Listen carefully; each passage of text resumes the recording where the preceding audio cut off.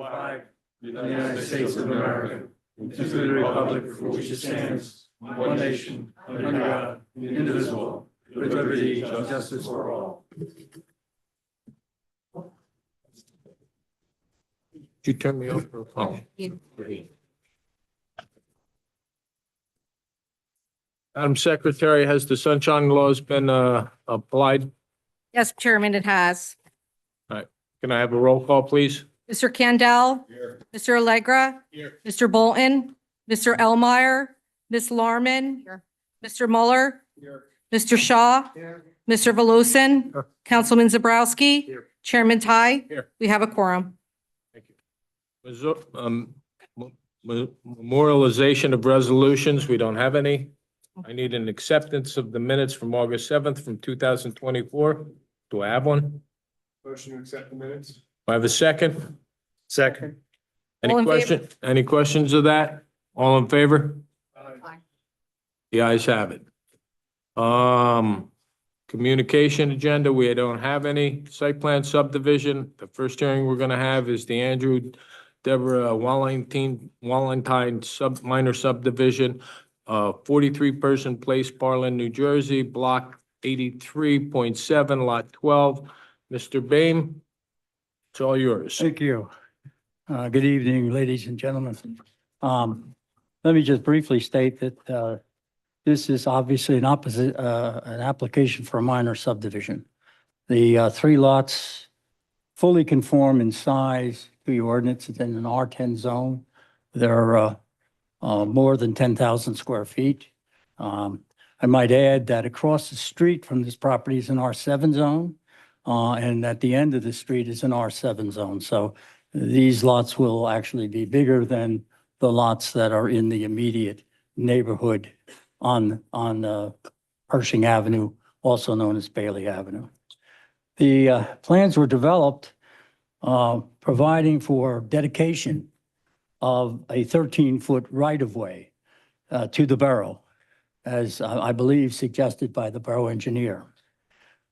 When this dedication, if it takes place, and my client is okay with that, it would create a variance of a setback for the existing garage, which right now at the point where if we dedicated the 13 feet, the existing garage would be 20.3 feet from the line of the road.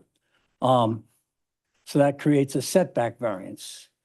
The distance setback in that zone, R10, is 30 feet.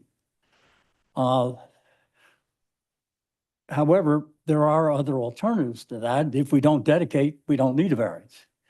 I thought it was already an existing setback when I did the plans, who did the application.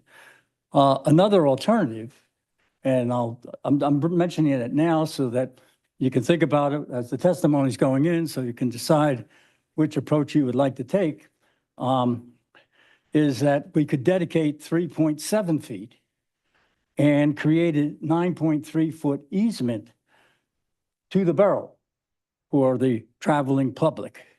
And therefore, we would comply completely with the setback of 30 feet. So there's 3 choices. As the plans state, create a variance situation on setback. 2, do nothing and not have a variance at all. Or 3, not have a variance, but dedicate only 3.7 feet with 9.3 foot being an easement, which could only be used for road purposes. So that's the 3 alternatives. I also want to say up front that we have no plans for the vacant lots to build. We're just trying to plan for my client's future down the road. It's a big piece of property, and they looking to try to subdivide it so that down the road, whether or not it's sold for lots or whether it's sold as one parcel, who knows? My client's, Deborah Wallentine's father used to own the property and deeded it over. to her. He had built the house originally. So at this point in time, I'd like to call our engineer, William Kurtz. Hello. Please give us your credentials. Sure. Actually, let me, Chairman, if I may, just swear him in first. Please raise your right hand. Do you swear or affirm the testimony you're going to give this evening is the truth, the whole truth, and nothing but the truth? Yes, I do. Can you please state your name and spell it for the record? William Kurtz, Kurtz. Thank you. And if I can call you Bill during this proceeding. Sure. Would you please give the board your educational background, your engineering experience, your Yes, qualifications? I'm a licensed professional engineer, planner, and land surveyor in the states of New Jersey and Delaware. I'm principal of the firm Kurtz Engineering, based in Wall Township. And I've been graduate of Lafayette College, a BS in civil engineering, and have been representing Make a motion to clients. Accept his credentials. Do I have a second? Thank you. Thank you very much. All in favor?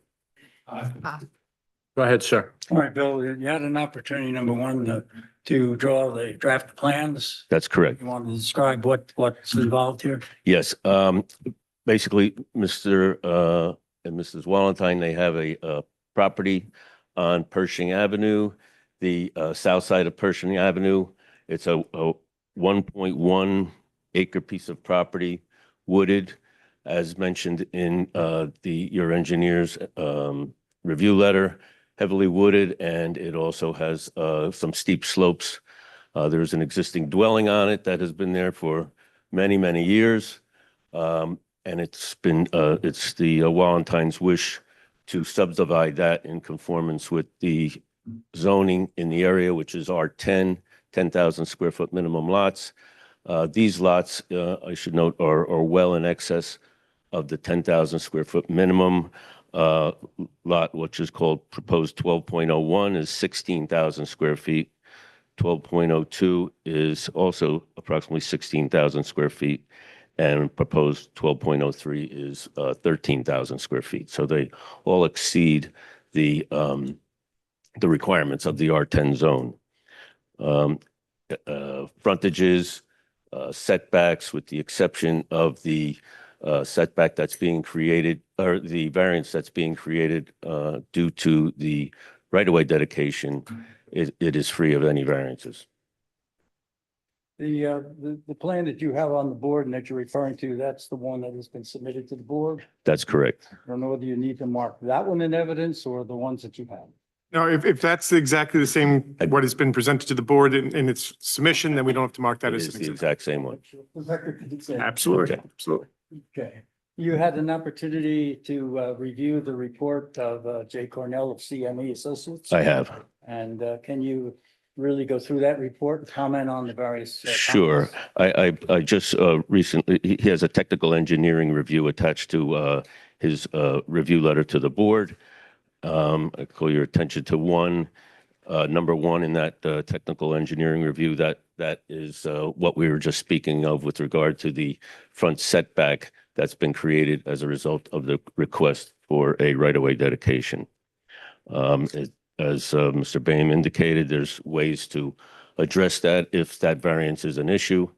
But as it is right now, the plan is, as it's shown, there's a 20-foot front setback variance.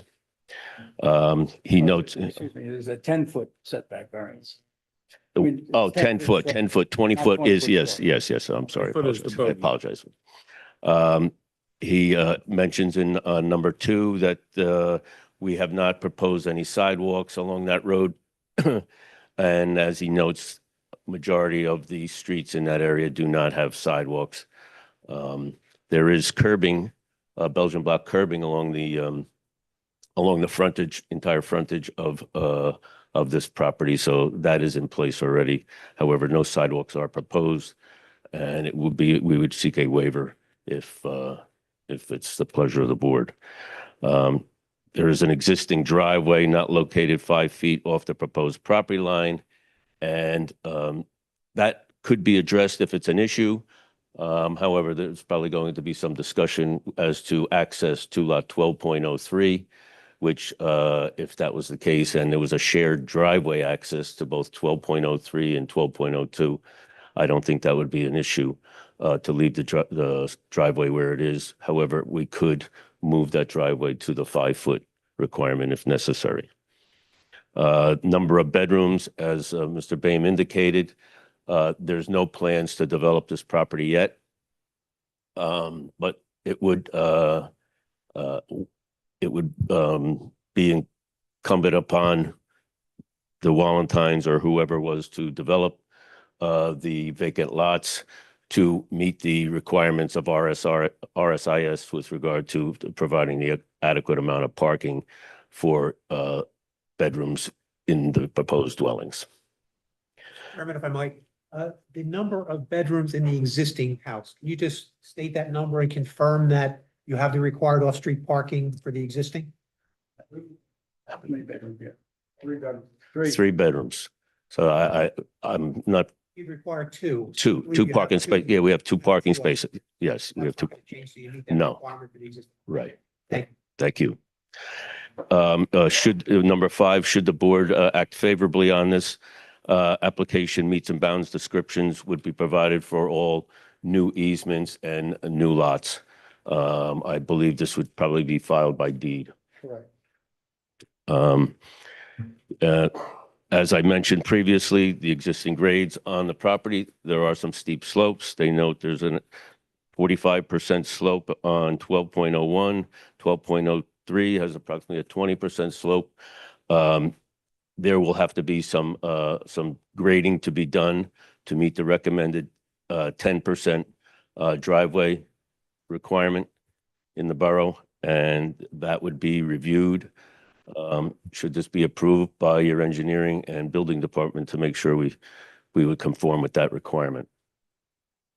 But based upon your review of the property, there would be no problem with the proper grading to comply. We definitely can comply with that requirement. There will be probably some retaining walls required and some grading in the area of the driveway, but yes, we could comply with that.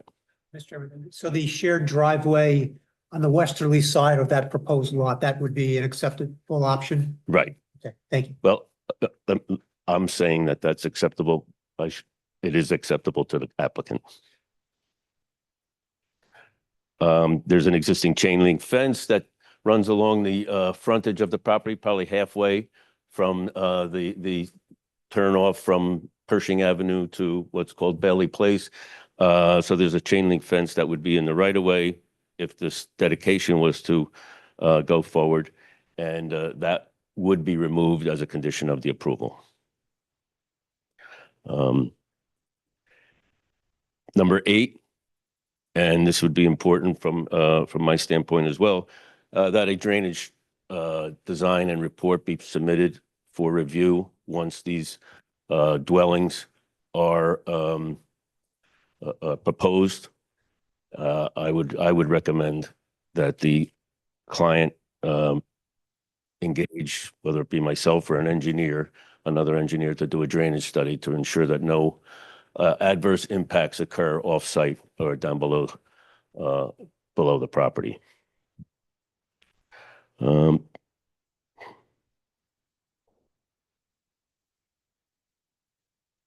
Number 9, as I just mentioned, soil erosion sediment control plan will be required, a tree preservation plan would be required, and a site grading plan would be required once the applicant decides what dwellings he would like to construct on these two new lots. That's Mr. Cornell's letter. You've also had an opportunity to review the report of the planner? Yes, I have. Okay, and do you have any comment with respect to same? No, not at all. I don't know if anything other than what we touched on from an engineering standpoint. Obviously, I would commit that we could address his comments as a condition of any approval. All right, you have anything else you'd like to ask? No, sir. Okay. I have no further questions of this witness. Anybody on the board have any questions of the engineer? Mr. Chairman, if I might, just a comment on the front yard setback variance that's created by the right-of-way dedication. your master plan calls for right-of-way dedication whenever you have a development that fronts on a road that doesn't meet your current right-of-way standards. This one does not. Actually, the adjacent property has the required right-of-way, and the far westerly side of this property has the required right-of-way. You have kind of a sliver of property in between that does not. So that's where the recommendation was, that we kind of connect together those 2 points, which created the need for a variance for a 20-foot setback as opposed to a 30. They could provide the 30 if required, but as was indicated, across the street is an R7 zone, which allows a 20-foot setback. So that's similar to what's permitted on the adjacent properties across the street. And the house has been there for years. You're trying to bring it in more into compliance with the right-of-way width that's required by your master plan. And with regard to the waiver for the sidewalk, as was indicated, the majority of the area doesn't have sidewalk. Our office has no objection to that. And same thing with the 5-foot driveway waiver. More than likely, what's going to happen is that waiver is going to be combined with the adjacent driveway. So it's going to go away once you've come up with a plan for developing lot 12.03. And then finally, with regard to the vacant properties, there are concerns with what's going to happen with those properties in the future. At the present time, there's no plans for development, but you have steep slopes, so there's going to be concerns with grading. You have properties that are down below that are going to receive stormwater runoff when these lots are developed. So there's concerns with, so what we're requesting is that any action taken by this board require as a condition that there be a soil erosion plan, a grading plan, a drainage plan, a tree safe plan, all submitted before any permits are issued. That way, at least you're getting to see what's going to happen and make sure that nothing adverse is going to happen to the surrounding properties. If the chairman, I'd like to just call Andrew Wallentine to indicate as a property owner that he consents to all of those conditions. Andrew, you just want to be sworn in first? Yes. All right, raise your right hand. Do you swear or affirm the testimony you're going to give this evening is the truth, the whole truth, and nothing but the truth? Can you please just state and spell your name for the record? Yes, my name is Andrew Wallentine, spelled Wallentine. Okay. Thank you. Mr. Wallentine, Microphone. thank you.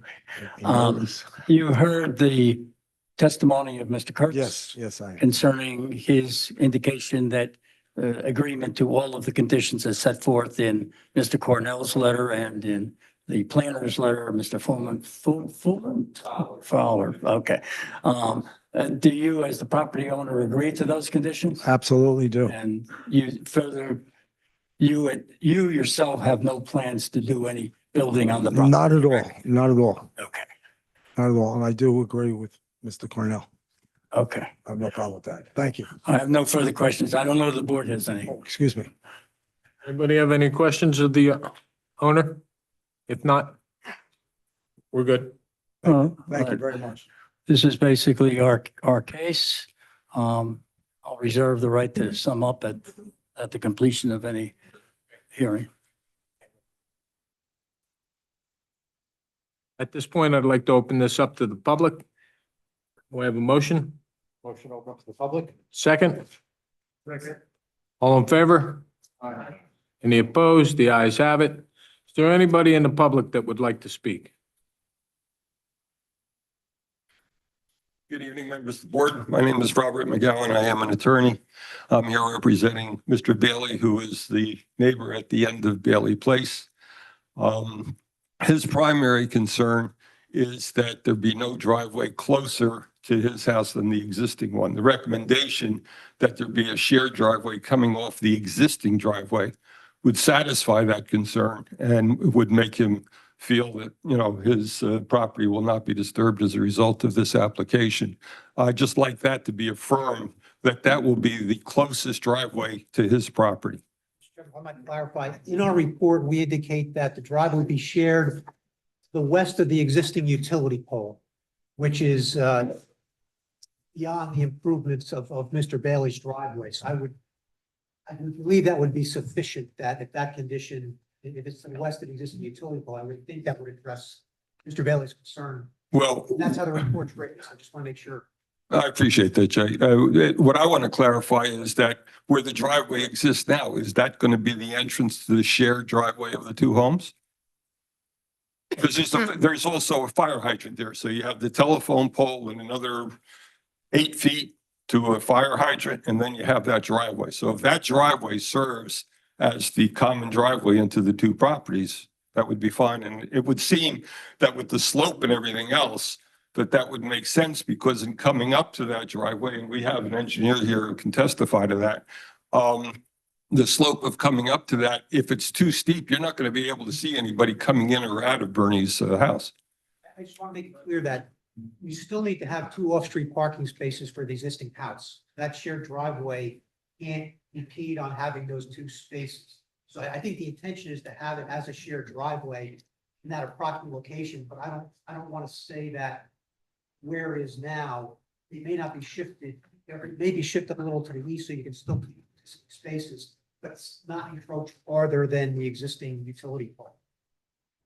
Well, will it not, I think of more importance is it won't encroach further than the hydrant. So, Correct, yes. yes, okay. So if we could just have that confirmed, would appreciate that. We have no objection. All right, and Mr. Wallenstein, you would agree with that as well? Yes. All right, thank you. How, just a question on the parking, if I may ask Mr. Kurtz. The parking for the existing house, how much, you need 2 spaces? The 2 spaces are accomplished in what way? In the garage. I thought RSIS said you only recognize 1 garage. If you had 2-car garage, only 1 space is counted. So you just need a second space. I think that's what you're addressing, Jay. Even though there is a garage, you want to make sure that you still have enough room to park cars outside of it Right. without encroaching to a common driveway to the adjacent lot. All right, so they would have to make some parking improvements on the existing house area in order to accommodate it. Is that correct? There is 24, 25 feet between the property line and the house, so technically you have a spot. But with the easement, you only have 16 feet. 18, almost 20 feet. All right. But it's supposed to be 20 feet, isn't it, for RSIS? I would say.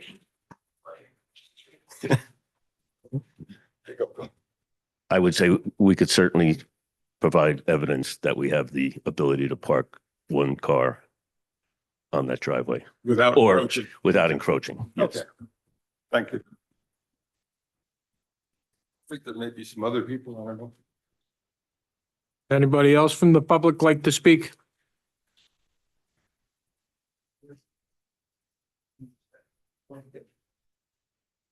evening. Good evening. Can you hear me okay? Yes, we can. Please state your name Daniel Taylor, and your address. resident of 9 Creamer Drive.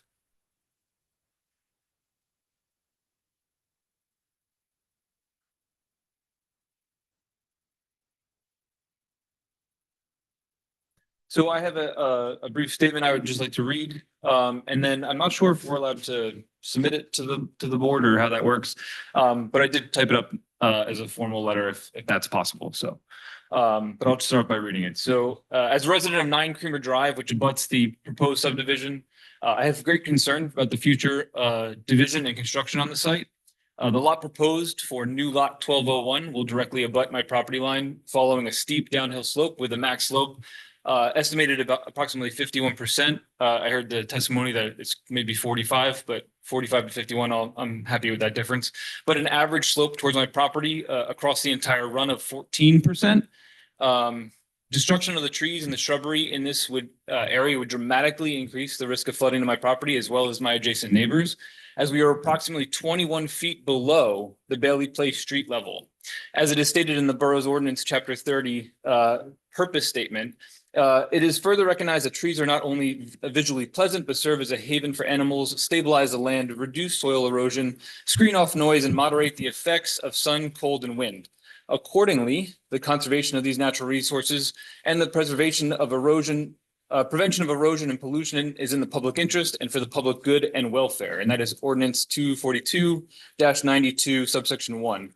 Construction on this land would increase soil erosion, destabilize the land, and further displace wildlife that has already been relocated from the Hercules redevelopment project, such as the foxes we have running around and such that have now relocated to those woods.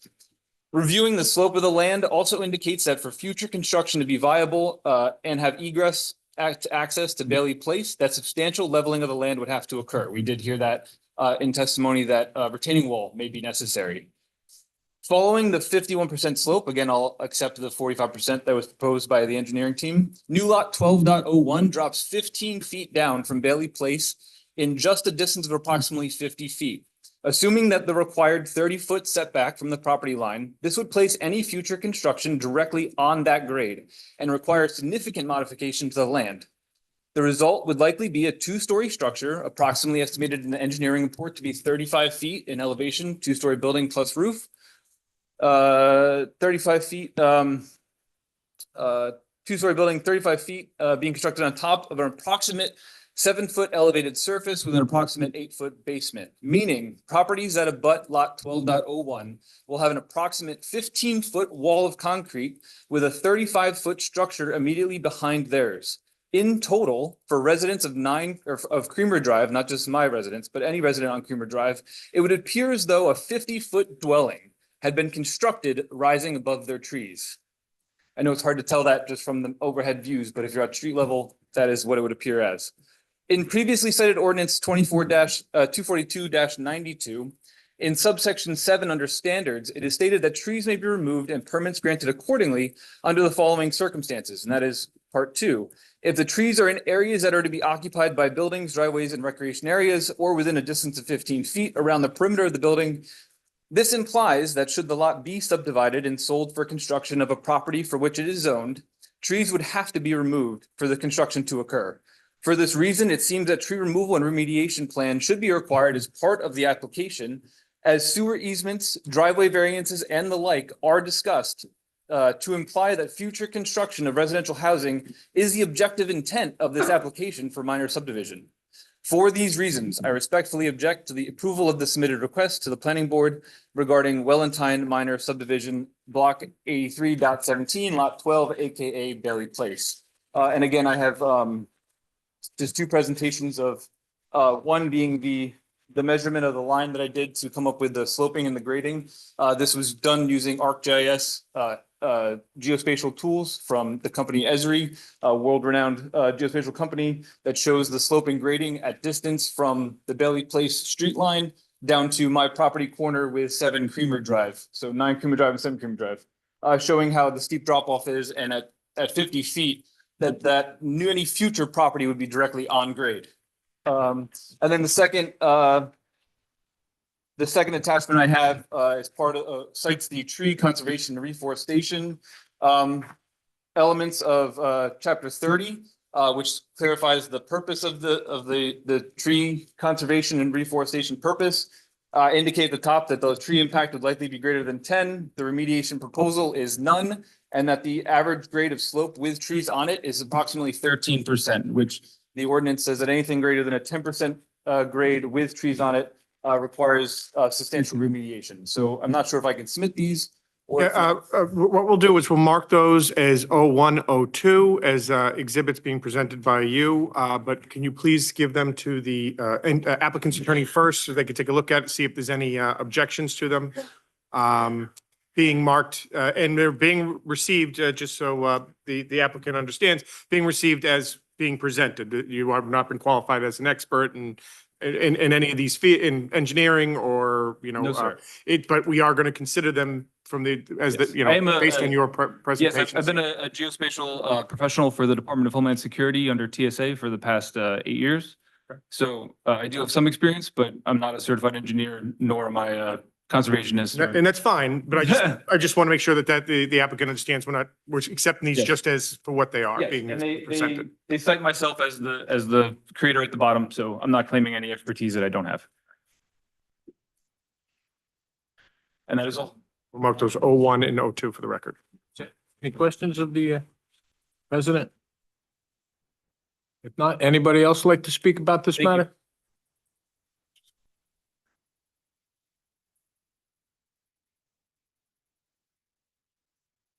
Evening. Hi, my name is John Vidick. My Where you property live? is 3 Jensen Road, which is directly to the southwest of 12.01. And my concerns, I wholeheartedly concur with the concerns that were set forth by my neighbor, Mr. Taylor. Right, thank you. Anybody else?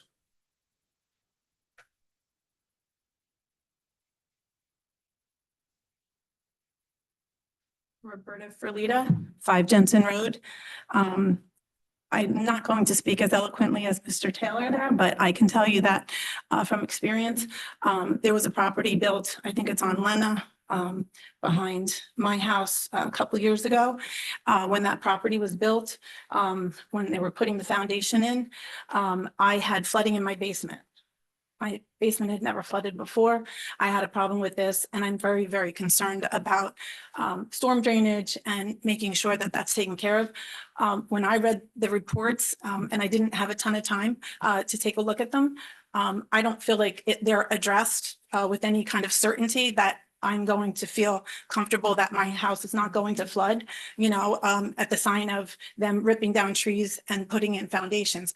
I also think that it's going to devalue my property because of looking at this unsightly, probably, I'm thinking it's at least a 15-foot retaining wall that will be my backyard from now on. So, thank you. Thank you very much. Anyone else have any input on this?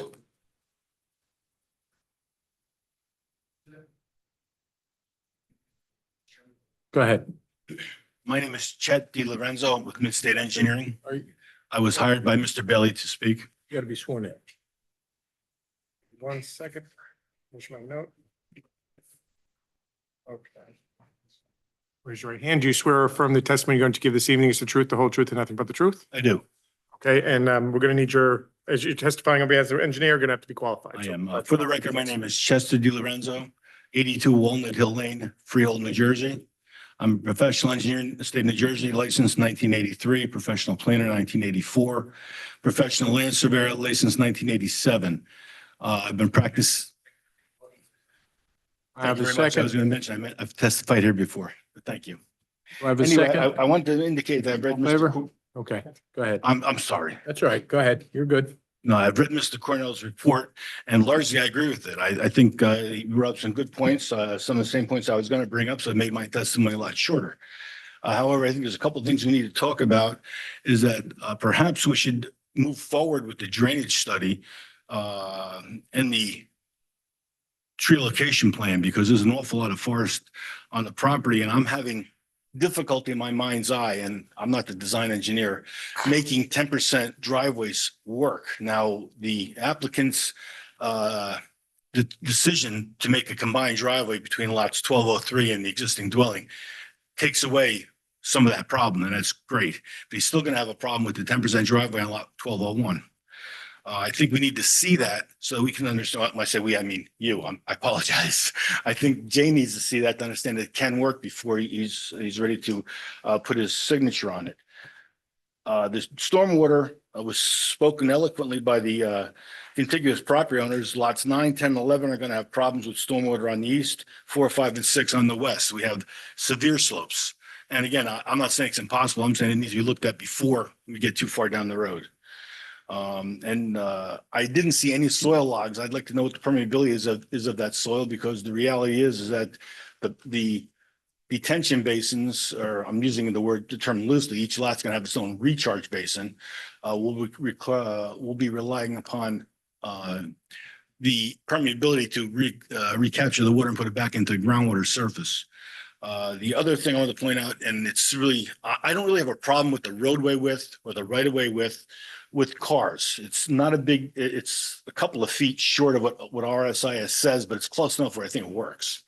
My biggest concern is that they're going to need some pretty big equipment to move that dirt. And the big equipment comes on a big lowboy. Last time I had a lowboy like that, it was 12 feet by itself. You get a wide track Caterpillar off of that lowboy, it's going to tear up a lot of road. I think we need to talk about, at least Jay needs to talk about, getting the construction equipment off-loaded near lot 1201 where it can maneuver and get onto the property and then track around the back and do what they got to do. Because if you try to offload it by the other end of Bailey Place, you've got the curb, you've got the existing dwelling, you've got the pole, you've got the hydrant. you're gonna make a mess just trying to get in there. And I think that that's something that needs to be thought about in advance. Again, I'm not really opposed to the application, but I think it needs to have some kind of serious thought before we go ahead and take the next step. Again, that, Jay, I'm pretty happy with your report. Thank you. Anybody have any questions of the engineer?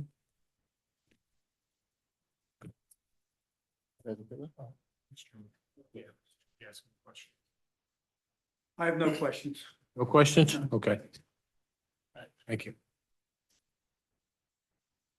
Anybody else like to speak about this matter?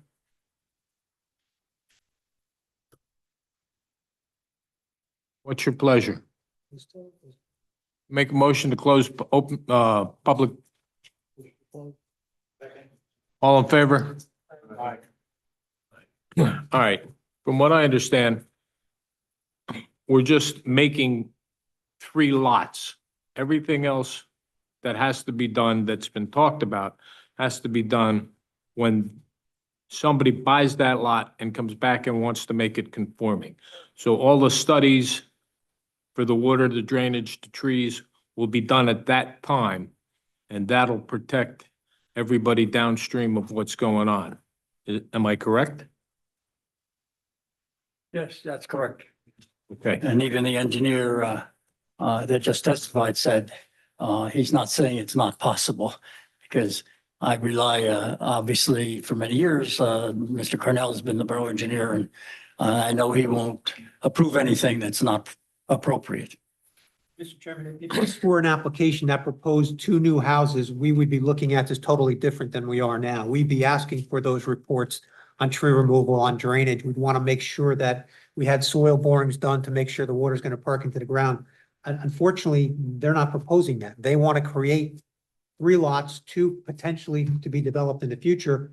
And a study done to show a house at one location could change if that house is moved another 15 feet in either direction. So to have a study done now without a specific house plan really isn't going to solve the problem for you. It would tell you that it'll work, but when somebody buys it, they may want to build, instead of a rectangular house, they may want to put an L-shaped house, and they may want to go through and have different amenities. It's really going to be a function who wants to buy that house and what they want to build. That's why we're saying these are all issues that need to be addressed, and they should be addressed before any permits are issued by the building department. And I might add that if I were representing a buyer, I don't think I'd let them buy a closed title without going through all those reports or knowing what needs to be done, because that might affect the purchase price of the lot. Probably would. Through you to your clients, they don't have any difference that's all put on the deed of those new lots? Well, Under the condition they're willing to. Well, I assume your resolution would provide all those conditions. That's, I think, the appropriate place to have that. Aaron, can you confirm there's no tree clearing associated with this permit for this, Oh, sorry, there- application? No, there's gonna be a ton of trees taken down. None with this application. Oh, not under this Correct, yeah. application. For a Right. future house. The future house, Permit. that would have to be applied for. If the tree bank applies, that would be applied. Physical improvements associated with this application call for, there's a fence in the right of way that's going to be dedicated to the borough, which is along Bailey Place or Pershing Avenue. That fence is going to come down. So what's there is going to be removed. The existing encroachment from lot 12.02 onto lot 12.03, the driveway currently encroaches. So that encroachment is going to be removed. And same thing on the opposite side, there's a section of sidewalk that encroaches on 12.01. So you're not taking trees down, you're eliminating encroachments to allow those lots not to have any encumbrances from lot 12.02 that currently exist. Before any houses are constructed, there'll have to be a plan that's submitted that shows the tree removal, that shows whatever contribution has to be made to the borough tree bank. That'll have to be made before any permits are issued. So it would all be covered once there's a specific development application for either of those 2 lots. So the chain link fence is coming down? The chain link, because it's a private, How about the hedges? private fence, well, the hedges, I don't believe are gonna come down. The fence is a physical encroachment. That's why that was recommended to come down, as well as the driveway and the curbing areas adjacent to it. Jay, will there be a forum for the neighbors to address their concerns when that happens? There will not be unless whoever wants to build a house, there's a 2-story or 2.5-story requirement, a 35-foot height requirement. If they want to exceed that, they would need a variance. So residents would have to be notified. There's a 30-foot front yard setback. If they want to build a house with 25 feet, they would need a variance. Residents within 200 feet would have an opportunity to comment. So as long as they build in conformance with the ordinance requirements, there would not be another public hearing. If somebody wants to build a house that doesn't meet those requirements in any aspect, needs a variance, they would appear before the zoning board. Residents within 200 feet would have had a chance to come and comment. So it would be the borough that would approve any drainage plan, et cetera? Well, I believe what would happen is they would submit an application to the zoning officer who would sign off as conforming with zoning. He wouldn't be able to do that until all these plans are submitted. He would submit them, have those reviewed by our office as the engineer. We would make sure that everything in the resolution has been addressed, and then we would sign off, and then he would issue the permit. Would there be an opportunity to give these adjacent neighbors a chance to weigh in on that and kind of propose construction on these lots? If it doesn't come to a public hearing, that they have some way of. Typically not.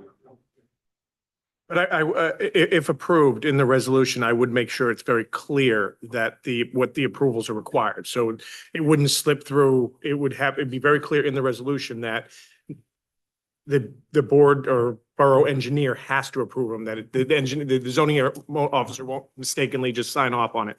It will set forth that these plans have to be submitted and approved by the board professionals. So while that, I will make sure that that's very clear there in the resolution, if the application is approved.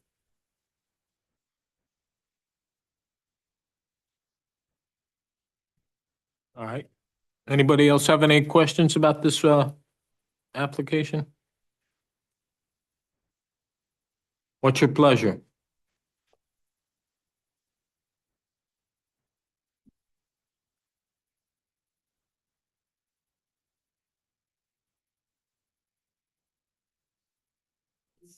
It's tough.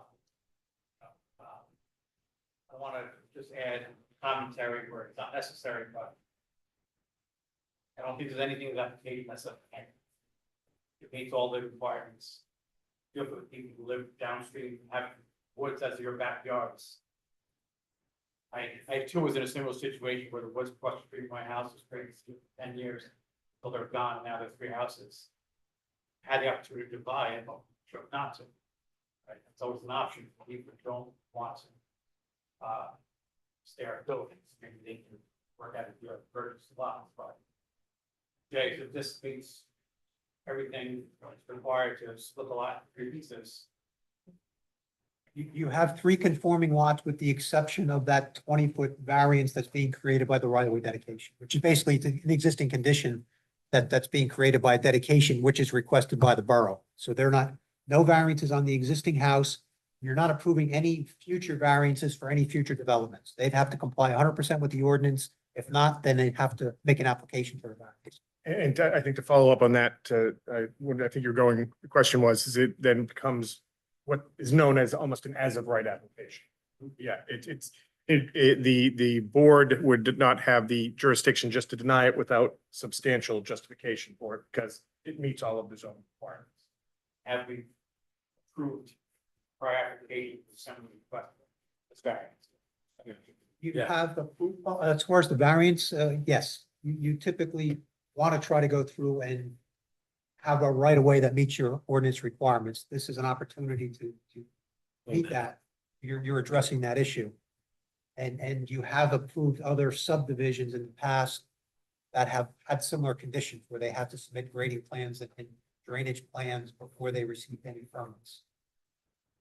And that can be tied to this application. The recommendation is that'll be a specific condition from my report, and as the attorney indicated, spelled out in the resolution of approval. So before anything happens, all those plans have to be submitted and approved.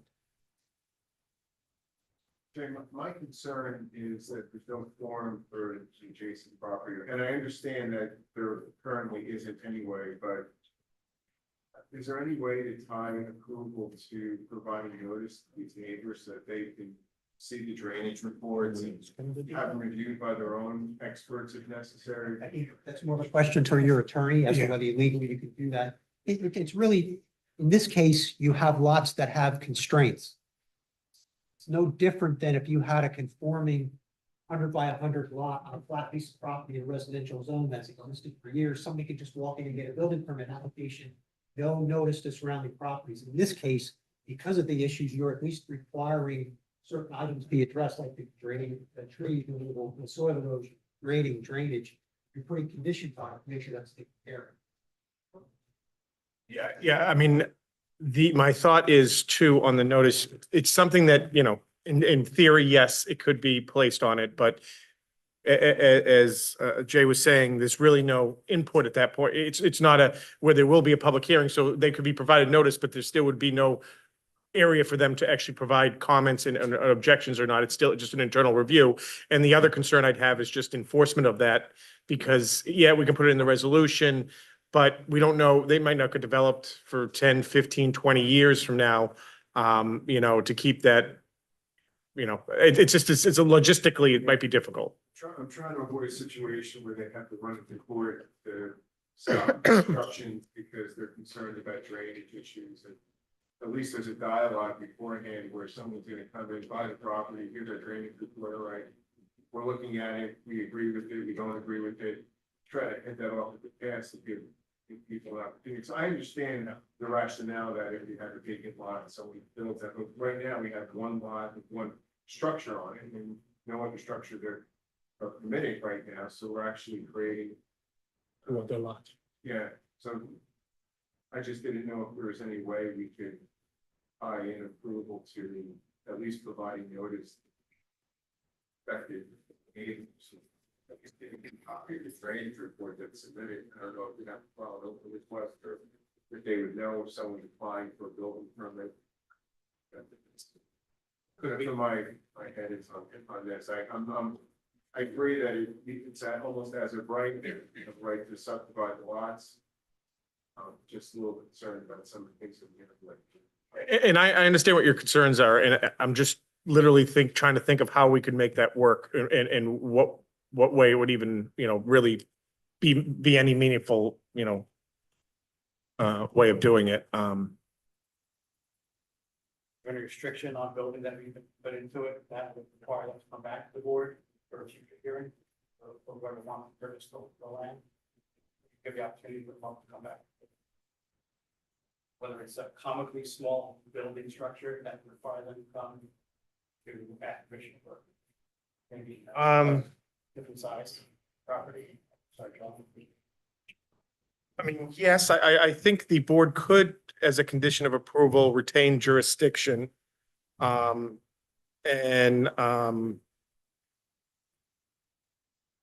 have the applicant would have to come back to the board for, you know, review of the submission of the updated or the drainage plans at that time.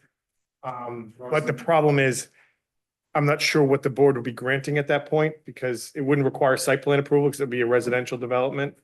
And if they were exceeding any of the variance or creating a variance condition at that time, they'd have to come back anyways and get variance approval and give notice at that. It's just, Could you not grant the variance for the 20-foot easement or whatever it was for the adjacent properties? Have to come back and give that variance? Picture. See, that variance relates to the existing lot. There's nothing to do with the future development of either of the two new parcels. And if there's concern with that 20-foot variance, as was indicated, the applicant could dedicate less property and not need the variance. So you're actually not getting the right of way you would with the current proposal if he did not go through and provide that dedication. If I might add, I'm aware of other properties in town where subdivisions have been granted with severe slopes. And they've been granted, period, with no conditions that would require anybody to come back. So I think there's precedent for this as well. Plus, we could totally conform. I don't know. Casper, if you could ask Mr. Valentine, if he sells that piece of property, would he be willing to notify the people within 200 feet of his property that it has been sold. So at least they have a heads up that it's being sold and that all the other things have to kick in.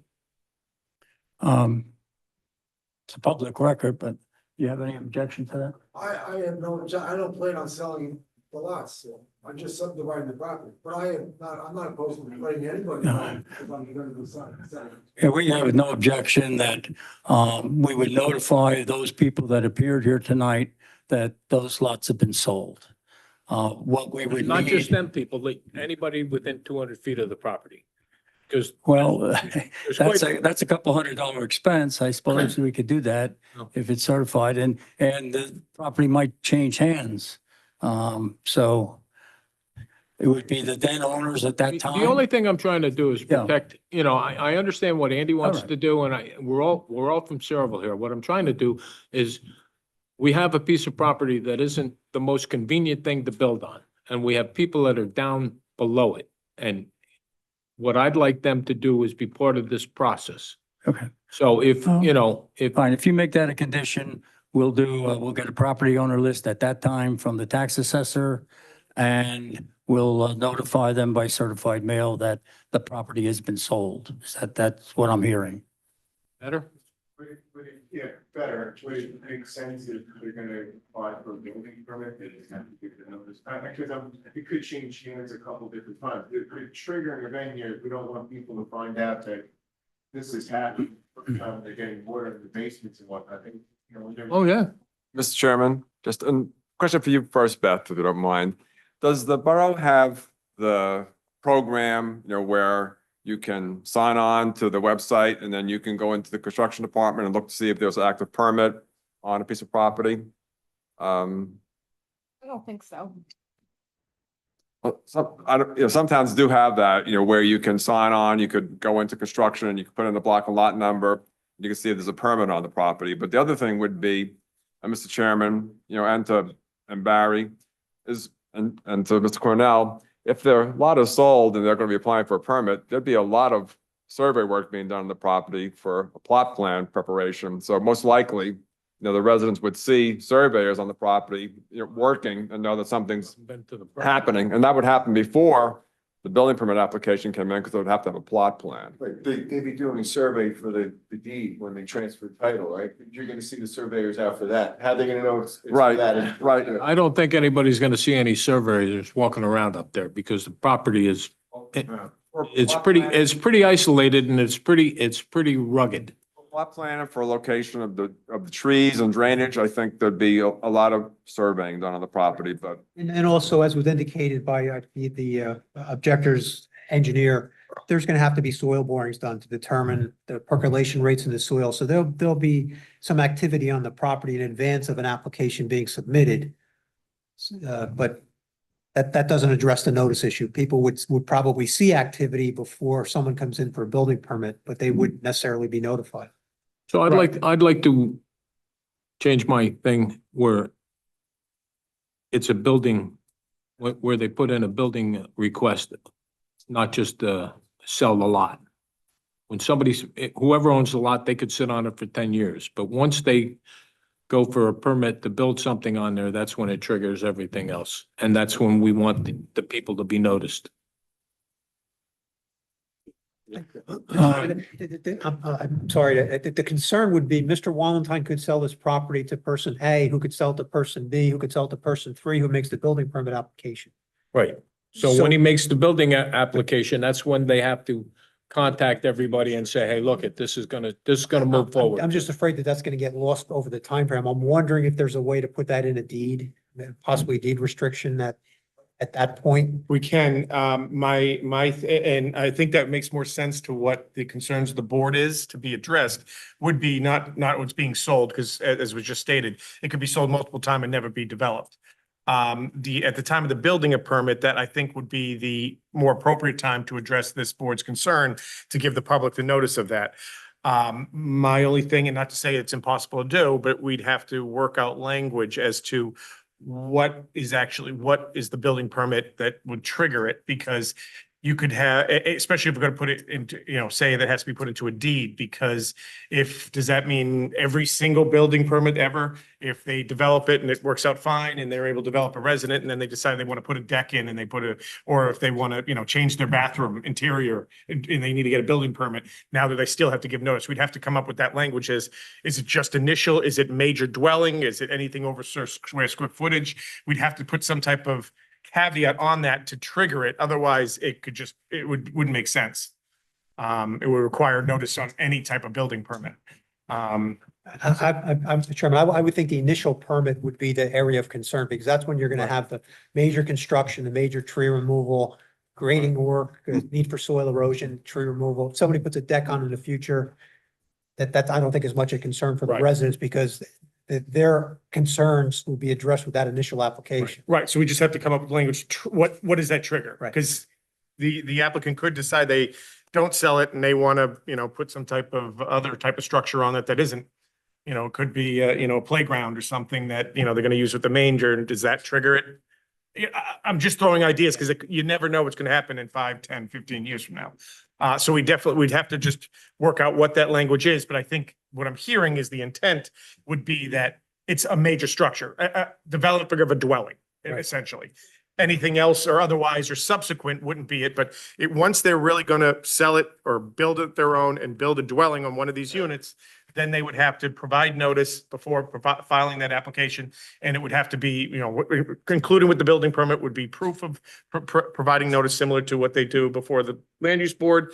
And then that gives the public notice of that. They can then open the information, seek out the information, file any objections they want. There won't be a public hearing because that's not what the format is. So it won't be an opportunity to actually come and have a hearing on it, but they still could file letters. They would be aware of it being going on. And I think that is what this board is discussing. And if that's correct, then we could work out if the applicant's acceptable to that and how that language would be. Mr. Feller? And the notice would be just from the lot in question, not from all 3 lots. Correct. It'll be a lot smaller area of notice. Correct. Mr. Chairman, Yeah. Go ahead, Mr. want to throw cold water on this a bit. I just see this thing as a potential engineering nightmare. I think between the engineering of the site clearing, the structural integrity of what would have to be put into this building, plus retaining walls and drainage, I believe the site is almost impossible, virtually impossible to really develop. Just my opinion on that. No, I went down and looked at the property and I'm telling you, I didn't think much different than you, Danny, but I've seen them build retaining walls that are 80 feet tall. I mean, the cost to make that property buildable is going to be enormous. That's what I'm saying. It's virtually, So. my opinion, having seen the site and seen the grades, I think it's going to be actually an engineering nightmare to. I'm not disagreeing with you, but that doesn't mean that, like both engineers said, that it's not improbable to do. Whether it's practicable now, I don't know if the price range, to me, there's $2 million worth of getting ready for that site, plus paying for the trees. So all we're doing tonight is making 2 new lots. Correct, and that would be, I mean, in all due regard, Mr. Bailey's house on the end of the road is built into the hill because it had severe drainage, severe slope problems. It was done. Not saying it can't be done, depends on money. I think I can work with the attorney to work out the proper language to the restrictions, deed restrictions. I think probably the deed restriction ought to contain reference to your resolution, the date of adoption, so that this way any buyer, when the title company sees the deed, they're going to see, hey, I better look at that resolution before I go forward. Okay. So we're back to square one. What's your pleasure? Yeah, I'd like to make a motion. Go ahead. Accept the application with all of the stipulations, conditions, and the deed restriction. To be worked out between the 2 attorneys? Well, I think Yeah, to be worked out, consistent with what we had, the concern raised by the board. I think that's the best. We have a motion on the floor. Do I have a second? Second. We have a motion made and seconded. Roll call, Mr. Candell, Yeah. Mr. Alegre, Yes. Ms. Ms. Larmen. Yes. Mr. Mueller, Yes. Mr. Shaw, Yes. Mr. Voloshin, No. Councilman Zabrowski, Yes. Chairman Ty. Yes. Thank you. Thank you very much for your time and look forward to working with your attorney. Thank you very much. Hold on, I'll scan them for you. Okay.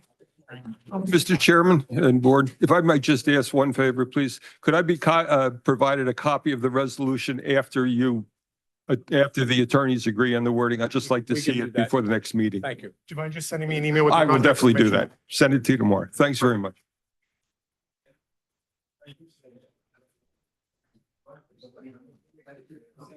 All right, next on the agenda, CPMD Journey Mill Road LLC, major preliminary and final site plan. Journey Mill Road, Saraville, Block 58, Lot 9, Block 58, Lot 201.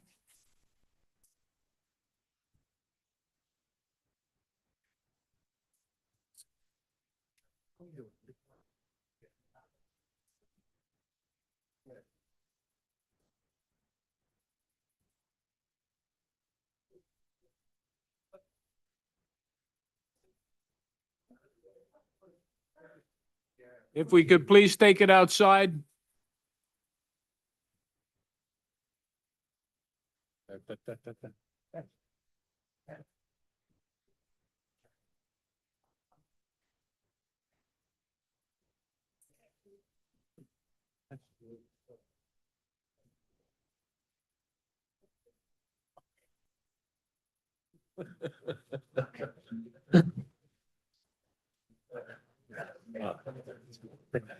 I like that.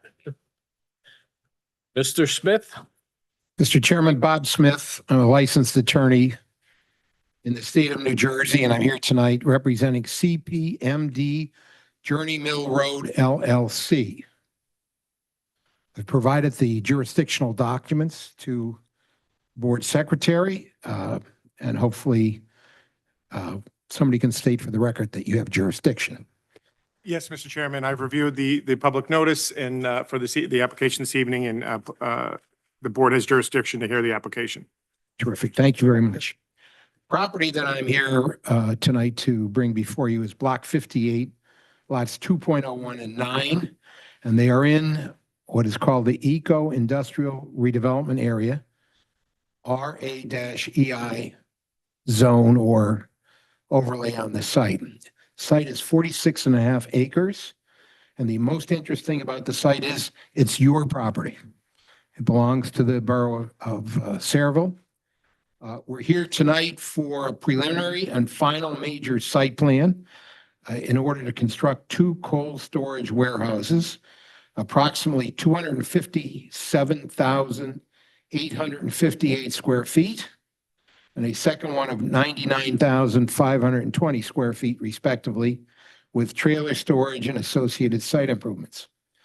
The majority of this site is located in the former Saraville Municipal Landfill Number 3. And the project before you tonight is proposing to clean it up, repurpose this site, put it on your tax rolls, provide new jobs, and also to assume the liability that's associated with a legacy municipal landfill. When we purchase it, it's ours, soup to nuts. We are not here tonight seeking variances, design waivers, because we've gone through the Saraville redevelopment process. And as a part of that process, there were literally years of negotiation about what the criteria should be on this site. And we ended up with a redevelopment plan. We designed the site according to that redevelopment plan. And earlier this year, we appeared before Sarah for what they call a consistency review to make sure that what was proposed was perfectly in line with the redevelopment plan. And I'm happy to inform you that we were successful before the Sarah board, and they voted unanimously that this is consistent with the redevelopment plan that was developed for the former landfill. So what that does, it makes us a by right application. Everything that's in our plan before you tonight comports with the redevelopment plan that the redevelopment agency adopted. And that's proved by, again, the consistency review. Now, that being said, no variances, no deviations, nothing, but we do have some waivers we're requesting. And only a couple, and we will give you the reasons why they're appropriate. And we're asking, and that's the only relief we're seeking, that you consider the design waivers. So the 3 design waivers we're going to ask for tonight are sidewalks between parking areas and principal structures, along aisles and driveways where ever pedestrian traffic occurs. And by the way, we're going to absolutely work with your professionals to make sure we're going to put in as many sidewalks as we can. But that being said, it's good to have the waiver if it's needed. Number 2, the maximal allowable grade for landscaping. And the reason for that is there are going to be parts of the site which will be allowed to grow naturally. There'll be no reason to maintain them. So there's no concern about a mowing person flipping over on a grass cutter or whatever. And then finally, driveway width less than 30 feet. We're asking for 26 feet. This is a driveway that is cars only, and we'll provide a justification to you. So that's the 3 design waivers that we're seeking. For anybody who wants to find them ahead of time, in the CME review letter dated August the 21st, if you take a look at the 8th page, undated, we're asking for design waivers for items 7, 12, and 18 of the updated review. With regard to the planner's report dated August the 16th, we're again talking about one of the design waivers. The center drive is 26 feet, where 30 feet is the design standard. We're requesting, planner is requesting that we widen it to the extent possible and provide center line striping.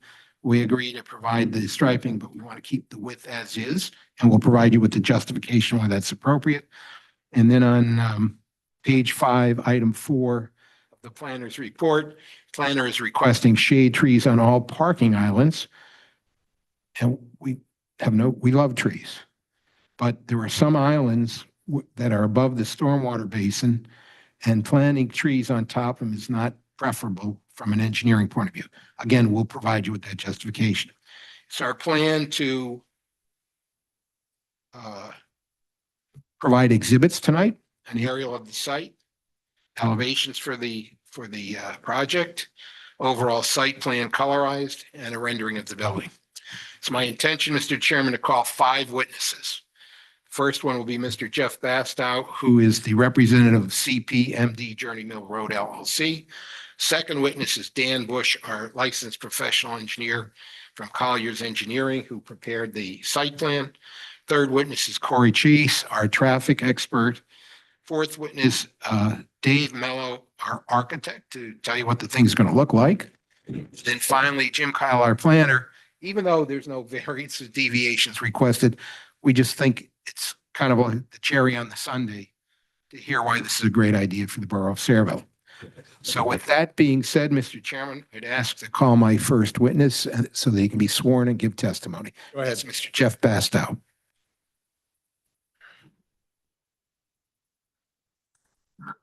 I'm going to give you this. Oh, see if that's working.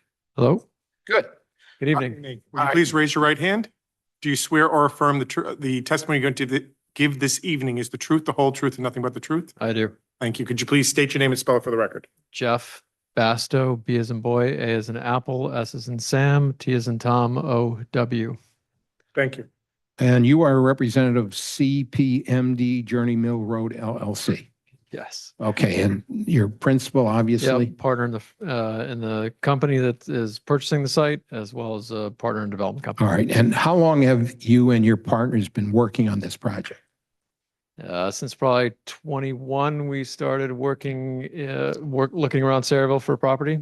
Okay, and as a part of that process, did you meet with the borough officials, the redevelopment agency? Tell us all about it. Yeah, we originally were seeking out land in the area. We've got projects in Middlesex Borough, Perth Amboy, South Amboy, Old Bridge, and this is obviously the sort of the center of the donut for where we've been doing projects, and we're seeking some opportunities here, and ultimately met with borough officials, and ultimately the RFP for the sale of or redevelopment of the Sayreville Landfill 3 came up, and we responded and were able to secure the rights to purchase the property. All right, and and once you secured this acceptance of you as the possible redeveloper of the site, did you go through a negotiating process with Sarah? Extensively for both the purchase and sale agreement, our redevelopment agreement, redevelopment plan, also many hours and years, frankly, of work on this project to get to the point where we are. So we're thrilled to be here. That's great. And if you don't mind, and not to be too fully disclosive, but a little bit is always a good thing. Why is this a win-win for everybody? Yeah, often, I mean, we do pride ourselves in trying to be win-win with municipalities. We take sites that are blighted. This is our fourth landfill we're working on. We have a warehouse under construction in South Amboy right now in a landfill. We are unfortunately good at figuring out how to work with these, and have had a lot of success. This project with the win-win brings ratables, brings jobs, takes sort of a blighted eyesore in town and makes it a revenue producing, job creating entity for the borough. And, obviously we can hopefully make a few bucks along the way. Well, we certainly hope so. You do understand that when you buy this, you buy any liability that's associated with this legacy landfill. Yep, that's all in the purchase and sale agreement that we negotiated. Okay. Is there anything else you want to add? No, hopefully we have a positive outcome. Mr. Bastow is available for questions. Anybody have a question of the owner? Yeah. Good. Actually, we're not the owner. We're the contract purchaser. Contract, okay. Is there anything that contract purchasing said? Yes. Yes. Due to the guarantee that you'll promote the local hiring, maybe you can set some kind of local hire minimum. I'd have to go back and look honestly with the redevelopment agreement. I don't have it handy, but I believe there's probably I'm looking at my partner requirements in there for seeking, no, we don't. We try to it this way, the people of the borough feel they're getting something more out of it than just. Well, let's talk about that. What does the borough get out of this? $23 million. That should go into your thinking as well. I mean, it is a two-way street. Just to clarify, we're not averse to this. I want to check what's already in the documents that we've agreed to. We are doing 100% union labor at another project. There are certain elements of this that will be union labor. There's given the height. So we will work with, if we can find subs that are local, absolutely. We're not averse to it at all. We've done it in other municipalities. But I think Mr. Allegra is saying we want some guarantees that it'll be Sayreville residents that are employees. And the problem with that, I'm going to be. At least the attempt. Of course. Like, right now, there's federal guidelines in place for local hire programs, right? And Yeah. Not everyone's, it's fairly new, not every contractor is on board with it. But there's at least an attempt to be made, reporting to be done, said that yes, we tried to hire local from within the, not necessarily Sayreville, but the area. I mean, let me go back and look at the documents and clarify. We can table this for now. We don't actually hire, we hire That's the issue. we hire a general contractor, right, as the owner, who then hires subcontractors, then hire the laborers who work for them. So Contractor, Are you talking about contractors or people after the? either one. Be a nice time to have local contractor who's working on it. There, I mean, given the scale of this project, I mean, Building is getting built, that maybe people say that get an opportunity to work. So I think your comment, I want to focus more on the people who work there permanently. Okay? I think that comment has been addressed in the sense that Mr. Bastow can say to his tenant, whoever is going to operate the cold storage facilities, that you should make your best effort to get Saraville employees. So, but I don't think he can say that he personally can guarantee that, or that CPMD can personally guarantee that, because they're not going to be the operators, as I understand it. yeah, we'll ultimately have a lease to a tenant who will hire. I mean, I'm sure.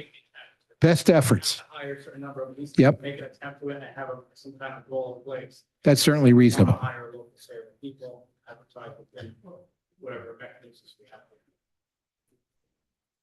Honestly, I don't know what I'm agreeing to, other than to say, yes, job boards will be posted where they are. I mean, are you asking for, like, as part of the approval to have us hire? I don't even know how they're tied together. That's No, I what I'm- think what he's saying is whoever is going to be operating the facility, you want to make as the landlord, the comment to them that Saraville has been very good to us, and you should try your best to hire Saraville residents. But you're not bound to a number. You're asked to make best efforts, as I understand the comment. I have no problem telling people to do that. I mean, whether we're going to have to provide documentation back to the board of certain things, I mean, that to me I can't agree to that. But you don't have a problem asking I have the no problem operator to asking, make but like, best to efforts be in to a, get to have Saraville a planning residents. board approval, this is, okay. Let's move. Any other questions for Mr. Bastow? Okay, let me get the microphone from you. I'd like to next call Dan Bush, our licensed professional engineer from Colliers Engineering, to be sworn so they can give testimony. You raise your right hand. Do you swear or affirm the testimony you're going to give this evening is the truth, the whole truth, and nothing but the truth? Can you please state your name and spell it for the record? So it's Dan Bush, B-U-S-C-H. Licensed professional engineer in the state of New Jersey. Senior principal with Colliers Engineering Design. Testified before this board on a number of occasions over So the years. you've been previously accepted by the board? Yes, in fact, testified on this particular property in the past. Motion to accept as presented. Do I have a second? All in favor, aye. Thank Go you. ahead, sir.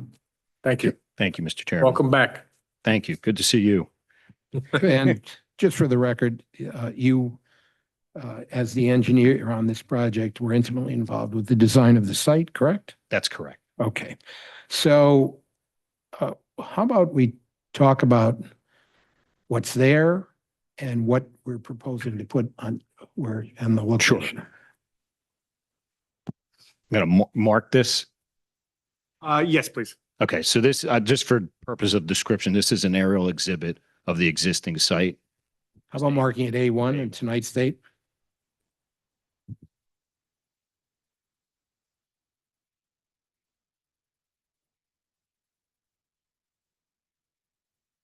So just briefly, the cleared area, the green area in the center, that's the old landfill, that's Saraville landfill number 3. You'll see a contractor yard. That's the lot 201. That's the only piece that the borough doesn't own. It's a small piece, it's less than 2 acres. The balance of the property is all owned by the borough. You can see it, Red Oak immediately to the east. We have Pond Creek to the north, Duck Creek to the south, and then this is South River to the west. It's between Washington Road and Wardtown Avenue. The site, with the exception of the landfill area, is all in a tidal flood hazard zone. So as you look at the plans, you'll see a lot of retaining walls, things of that nature, because the site does have to be filled and raised out of that floodplain. We do have wetlands on the site, which are basically adjacent to the landfill. We have permits pending with DEP to allow for the project to occur with those constraints. The only other significant constraint is basically bisecting the middle of the site. There's a 100-foot wide MCUA easement, which has two pipes that flow from south to north. So we're working with MCUA to be able to build on the site. Obviously, you'll see that the buildings are not located over said easement. That's all just parking and loading associated with that. With that,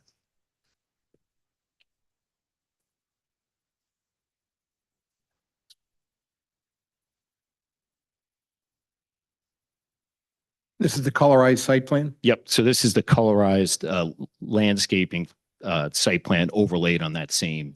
Would you mark it as Arrow. A2 in tonight's date? This will be A2. Yes, sir.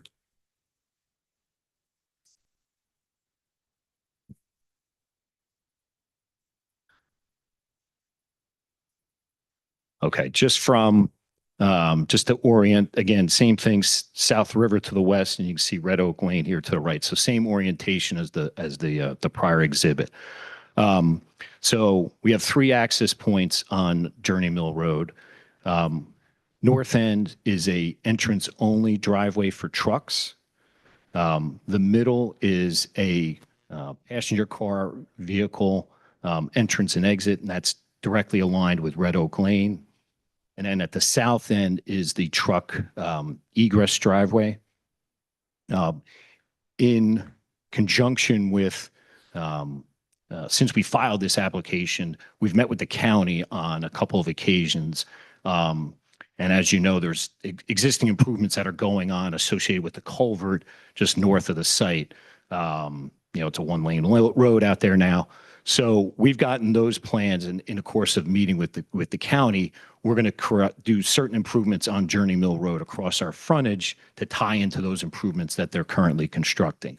So just briefly, they're going to be constructing sidewalk on our side of the street, basically partially across our frontage.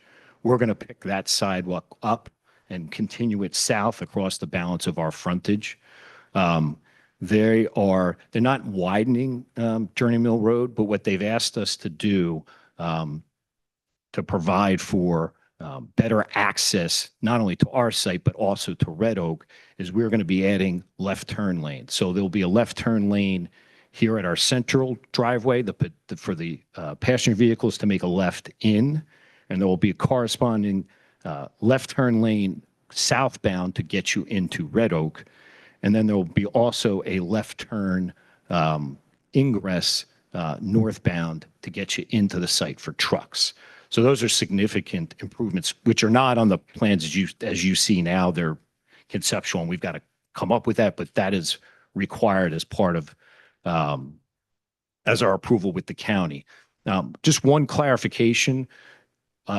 Since we filed the application, we had noted on the application that we needed a sidewalk waiver because the intention was not, because there was going to be no sidewalk around the site. We were not going to put sidewalk in. Now that we're putting sidewalk in across the frontage of the site, we'll make those, not only provide that, but make the connections within the site so you can access that now, what will be public sidewalk. So that eliminates that one design waiver for the sidewalk. We think it eliminates it, but for the sake of safety, we want to ask for the design waiver.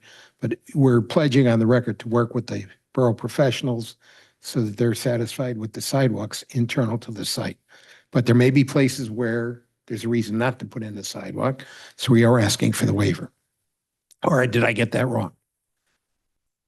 Mr. Chairman, I think that's accurate because your ordinance requires sidewalk adjacent to every parking place on both sides of an access aisle, and it's not really practical for this type of application. So I think they're going to require a waiver, but they're going to go through and put sidewalk in where they can, and now to connect it out to Journey Mill Road in order to meet the sidewalk to be done by the I town. think the point is we're going to meet this, maybe not the letter of the law, so to speak, but we're going to certainly meet the spirit of the law. And then just touching on this central driveway, because that is the subject of one of the other 2 design waivers. This driveway is, in fact, it's actually 24 feet wide. We intend to maintain that 24 feet, which is the design waiver where 30 is required, only because it's passenger vehicles only. There's 2 components of your planner's letter which speak to adding a center line stripe, which in fact got added to the exhibit, although it's not currently on the plans. And then also making some adjustments to the pavement and the curb line as you enter the site. And we're agreeable to make those two changes. That does not eliminate the waiver for the driveway width at 24 feet. We intend to keep that because it's passenger car only. We don't want to invite trucks to actually enter at this driveway because it is not set up to handle trucks whatsoever. Sure. Okay. Stormwater wise, we have, you can see them throughout the site. There's 5 bioretentions basins, 1 to the west, south, 2 in the front, and then 1 here on the south side of the building as well. Just briefly touching on the grading, because the site's in this flood hazard zone, and we've got to tie our grades into the landfill without disturbing the cap, because it is a lined landfill and we cannot disturb the cap. It does require us to raise the site significantly. And you'll note on the plan, you'll see some of these white lines on the exhibit on the north side, south side. They're harder to detect here on the west side, but there's a series of retaining walls around the site to be able to come close to the wetlands without disturbing them. But in addition to those retaining walls, there are other areas of the site, particularly on this north side, where to not disturb the wetlands and catch grade, we need to increase the slope from our normal 3-to-1 to the 2-to-1. But these are in areas that wouldn't be maintained on a regular basis.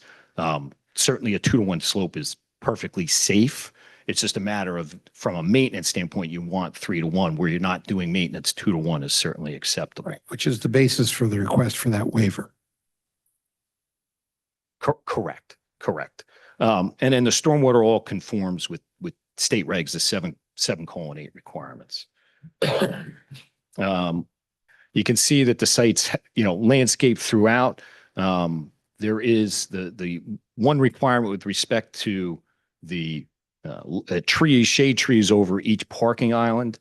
And you'll note here on the south side of the phase 1 building that there's no trees in those two. And that's because there's an underground basin there. And then also here, there's another underground basin on the east side of the building. And there's no shade trees. That's the only location. Every place else has shade trees. So that's the basis for the request for the second waiver. I believe. That's correct. And then just to get on the record with respect to the two buildings. So you'll see a dark, heavy line here kind of bisecting the site. That's our phasing line. So to the right of on the exhibit is phase 1, to the left is phase 2. It's our intention that we can build phase 1 without needing to have necessarily all the permits in place to build the phase 2 building, because it's more complicated permitting in that it sits on top of the landfill. What we would do is stub utilities out to the west to provide for the opportunity, once at a later date, that we could then build the phase 2 building. So it is important to understand that this building would come first, and at a later stage, we would then be able to build the phase 2 building. Just for the record, this is the phase 1 building, the front building, has 88 parking spaces, including 4 EV spaces. There's 30 loading bays at the back, and then we have 76 trailer storage spaces at the rear. And then the phase 2 building has 58 parking spaces. And again, those are located in the front, including 4 EVs, 26 loading bays at the rear, and then 40 trailer storage located here, and then on the south side as well. Let's see. Lighting, just to touch briefly on that. They're all LED fixtures throughout, efficient, all cut-off type of fixtures, so you don't get the light spillage off site, and also you don't get the sky glare off of that. just one thing, across the frontage, you'll note that we're proposing to construct retaining walls in the front to allow us to retain as much of the existing mature tree vegetation that's out there, because that's the best way to screen the project from Journey Mill Road. So we're preserving as much of that vegetation as possible. And then we will supplement that existing vegetation at the time of clearing to where there's gaps that we would then be able to come back and put additional vegetation in there, additional trees in there to supplement that screening. And then just briefly, signage wise, you'll note that there's no sign details in the plans.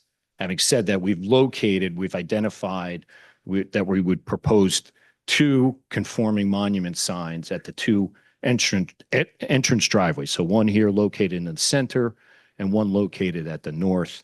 And then we would have 2 building signs, one on each building conforming. So when there was a tenant identified, we'd come in and we would get sign permits consistent with what the ordinance requires. So the plan right now is to conform to whatever the sign ordinance says. And obviously, if we need a different sign, we have to come back and get a variance for it. Correct? Correct. And just kind of touching on briefly the operation. So this would be a 24-hour operation. From an employee count standpoint, we're anticipating a maximum of 40 to 50 employees for the front building, and then 18 to 20 in the rear building. There was a comment of, the basis of the parking standard here for the cold storage building is based on experience with other similar cold storage type of facilities.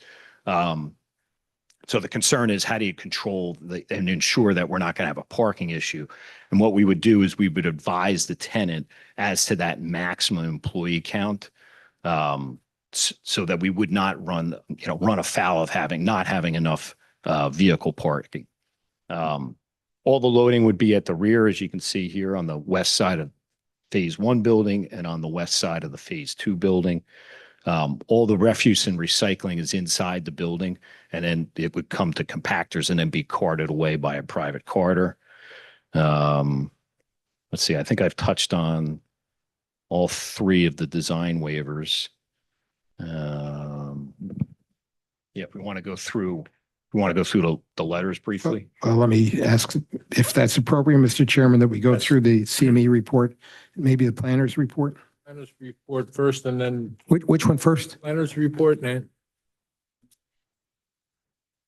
Or the engineer, you can, either one, the engineers Oh, all right, first, then let us- and then the planners. All right, let us do this. The CME report dated August the 21st, 2024. Have you had an opportunity to review it?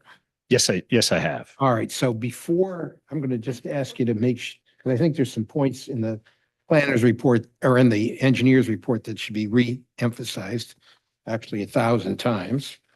I'd direct the board's attention to page 3 at the top. It says the plan satisfies all bulk requirements. Do we agree with that? Yes. All right, down the bottom, it says the plan satisfies all parking requirements. Do we agree with that? Yes.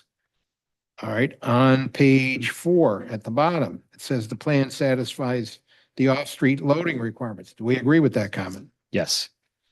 All right, and then on page 5, the bottom third of the page, the landscaping and basing design requirements listed in the redevelopment plan have been satisfied. Do we agree with that? Yes. At the very bottom of the page, the plan satisfies the requirements of the redevelopment plan. Do we agree with that? Yes. And as a matter of fact, Sarah agreed with it when we were before. That's correct. Consistent. We wouldn't be here tonight if that Right. wasn't the case. Take a look at page 6, 1/3 from the bottom. The building requirements appear to be consistent with the redevelopment plan. Do we agree with that? Yes. All right. The second from the bottom paragraph, the redeveloper is responsible to maintain the landfill in compliance with all environmental laws. Do we agree with that? Statement of fact. Yep. Okay. And that was the body of the CME report. And then the CME report listed a whole bunch of particular comments as an attachment. And we'd like to go to that at this point. With regard to section A, there's a list of possible permits that may be needed, and we agree to get any permits Of course, if needed. of course. Yep, yes. Okay. I think, I've had an opportunity to review the letter and speak with Mr. Cornell. There's nothing in his letter that we cannot agree to. Okay. So I think we've made the comment about signage. With regard to, we pointed out that there were 3 waiver requested. If you take a look at on page 2 of the CME attachment, item 7, they have the comment about the borough ordinance sidewalks should be provided between parking areas. I think that was covered in your testimony and also responded to by Mr. Cornell, which is, we're still asking for the waiver, but I think what Mr. Cornell said was that there are appropriate modifications that may be required. All right, that the ordinance may be a little too inflexible. So we're asking for the waiver, but we agree to comply with the. It's a lesser waiver than we had originally requested because there will be sidewalk across the site frontage, and we're certainly meeting the spirit of the requirement.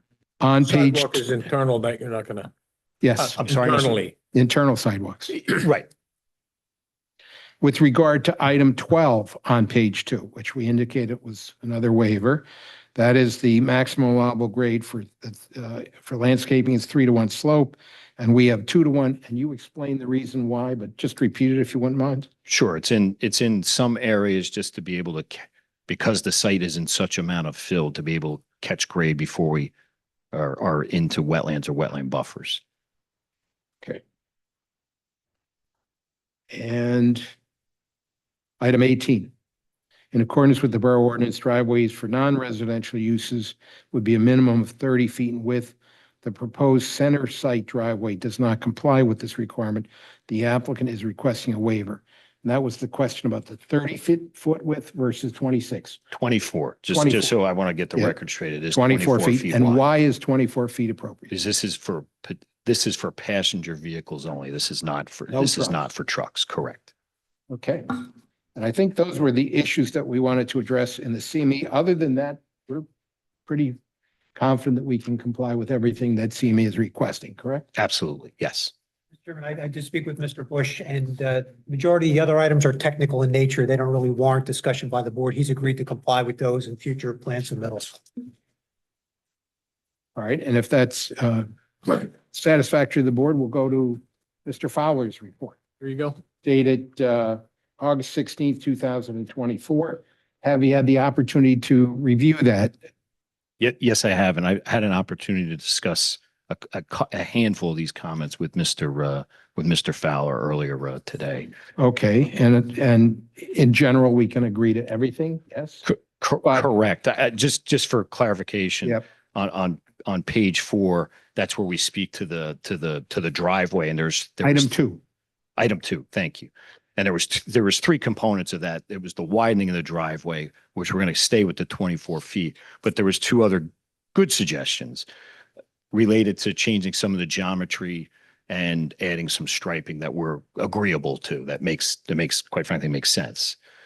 And then if I can direct your attention to the next page, page 5. There's one more on One more on that page? Yeah, there's Go one right more ahead. on page 4, number 7, which speaks to banking some of the parking, which we're amenable to doing the bank parking. It's a question of, we don't know who the tenant is. So as I indicated earlier, is like, we're going to disclose to our potential tenants is, we have a maximum amount of parking available. If they were to need less, we certainly are amenable to banking some of that parking. It would be something, as I would see it, that would be subject of review and approval of your professionals at the time that a tenant was selected. In other words, we would have to prove that, yes, we can afford to say bank 20 spaces or something along those lines. That would be the intent. It really becomes a tenant-specific issue. And we're not looking to add more asphalt, are we? No. I No. mean, if we could bank it, we're happy to do so. All right, I direct your attention to page 5, item number 4, which is shade trees should be provided at all landscape islands within the parking fields. We've talked about it a little bit during the presentation, but what's the issue? So those are on the east side of the building one and on the south side of building one where we have two separate underground detention basins and we can't place shade trees over the top of those. That's what that is about. That's what I was speaking in my direct. And being Captain Obvious, the reason for that is you're worried about the roots of the trees damaging the underground Absolutely. detention, correct? Correct. And then number 6 on page 5, again, under landscaping, there's discussion about providing some means of space outside for people to gather. So what Mr. Fowler and I discussed was adding a couple picnic tables. Specifically, we can identify for the phase 1 building, and I'll just point to it on the exhibit. So you'll note, and it's very hard to see, but there's a dashed line in the southwest corner of the building. That's where the office space is. And there's a green area outside of that. That would be where we would propose to put some picnic tables for the people that are working in the office. Because we don't know exactly where that would be in the phase 2 building, we would still agree to provide it. We just don't. I couldn't sit here and say it would go in this precise location. That's the only distinction. And then the only other one, just speaking to number 7, was because these are LED fixtures that are the full cutoff. We don't need to have the outside shields. That was the only other one. I don't think there was other ones that we needed to discuss, but Not aware of it. As long as you're complying with all the other comments and suggestions that I'm. Thank you. Mr. Chairman, our engineer, Mr. Bush, is open for questions. Anybody have any questions of Mr. Bush? I do. Go ahead. Did you say that there were going to be left-hand turning lanes in the middle of Journey Mill Road that's correct. without widening it? There'll be some minor widening to get the left turn lanes in, but it's actually not a lot. Because there's actually some striped shoulders on the side there. So we've got a concept plan. There may be some minor widening on the east side to be able to get it And the in. trucks will be using those left-hand turning lanes Correct. as well? They'll only be, because there's only one way to get in, they'll only be using the northerly one. Right. Because I don't think Journey Mill Road is that wide. I can't imagine a left-hand turning lane. I in the mean, middle. this is subject to review and approval by the county, so it's gonna Okay. have to meet the county standards. So- Okay, And it's in fairness, we haven't worked out the precise details of what that cartway width would need to be able to fit all that, right, but we're obligated to do it. okay. Is Part of that- that's been I'm cleared sorry, away did- by the new work going up towards your, they've made it wider already. Right. In fact, ironically, you can start to see some of the clearing actually got picked up on the aerial. Is that because they want to keep the traffic flowing in both directions so that the truck would kind of be standing in the turning lane instead of waiting to turn? Yes. Okay. Mr. Chairman, I was on the calls with the applicant and his engineer in the county, and he's correct in what he's saying. They are requiring full improvements along the frontage with sidewalk as well as the left-hand turn lanes as indicated. So that's something the county is going to require as a condition of their approval. Anybody else have any questions? One more. Go ahead. And with like the drainage of the water from the site, there's going to be strict requirements on that draining into the river, correct? So yes is the simple answer to your Okay. questions. And we are in with applications to DEP with respect to that. And just simply, we've had to use the green infrastructure. So that's why I was speaking to bioretention. These are not just your normal, sand bottom basins like you're used to seeing or we're all used to seeing. These are bioretention following the green infrastructure requirements. Okay. Thank you. Yep. Mr. Chairman, on the drainage, if you look at our report, I had said a lot of technical items. There's approximately 30 items that relate to drainage in our report that the applicant's going to have to take care of. Right. Okay. Thank you. Anyone else? Mr. Smith, you're next. Mr. Chairman, if appropriate, I'd like to call our third witness, Mr. Corey Chase, who is our traffic expert. I asked that he be sworn so he can testify. Do you swear or affirm the testimony you're going to give this evening is the truth, the whole truth, and nothing but the truth? I do. Would you please state your name and spell it for the record? Certainly, it's Corey, Corey. Last name's Chase, Chase. Thank you. All right, Senior Mr. Cha- principal with the firm Dynamic Traffic, located in Chester, New Jersey. Bachelor of Science degree in Civil Engineering from University of Massachusetts. Licensed professional engineer in the state of New Jersey. License is currently in good standing. Previously testified before this board and over 100 others in the state of New Jersey. Second, Mr. Chasen, all in favor? Mr. Chasen, in preparation of this application, did your client ask you to perform a study of this area and the traffic that might be generated? They did. We prepared a traffic impact study. It was previously submitted to the borough, last revised June 28th, 2024. All right, so what did your study come up with? And just to add a little bit of color on what Mr. Bush just testified to relative to the site access, circulation, and the improvements that we're proposing along Journey Mill Road. As you're aware, the county is currently installing improvements along Journey Mill to the north of Red Oak Lane. They're actually widening it to a 40-foot wide cartway. And that's what they're asking us to continue to the south of Red Oak Lane, in addition to providing the sidewalk and other amenities along the frontage. What that'll allow us to do is have 3 12-foot travel lanes, so a through lane in each direction, plus a 12-foot left turn lane, and then a 2-foot shoulder on either side. So there will be sufficient width with the widening that the county is proposing and the additional widening that we'll be providing to the south of Red Oak Lane to again accommodate 2 travel lanes and dedicated left turn lanes. It wasn't part of the county's project, but what they wanted to do was, have us in conjunction with their improvements, provide something that they felt would benefit the overall roadway corridor, in addition to just the improvements to the culvert that are going on to the north of the subject property. So the county improvements, again, coupled with what we're proposing, there'll be significant roadway improvements along the site frontage. It'll provide improved site access and circulation. As Mr. Bush mentioned, we are providing an ingress-only driveway to the north of the subject property, which will accommodate passenger vehicles to the rear cold storage building, as well as all truck access to both buildings. A centralized access point, which will just be for employees only for the eastern cold storage building.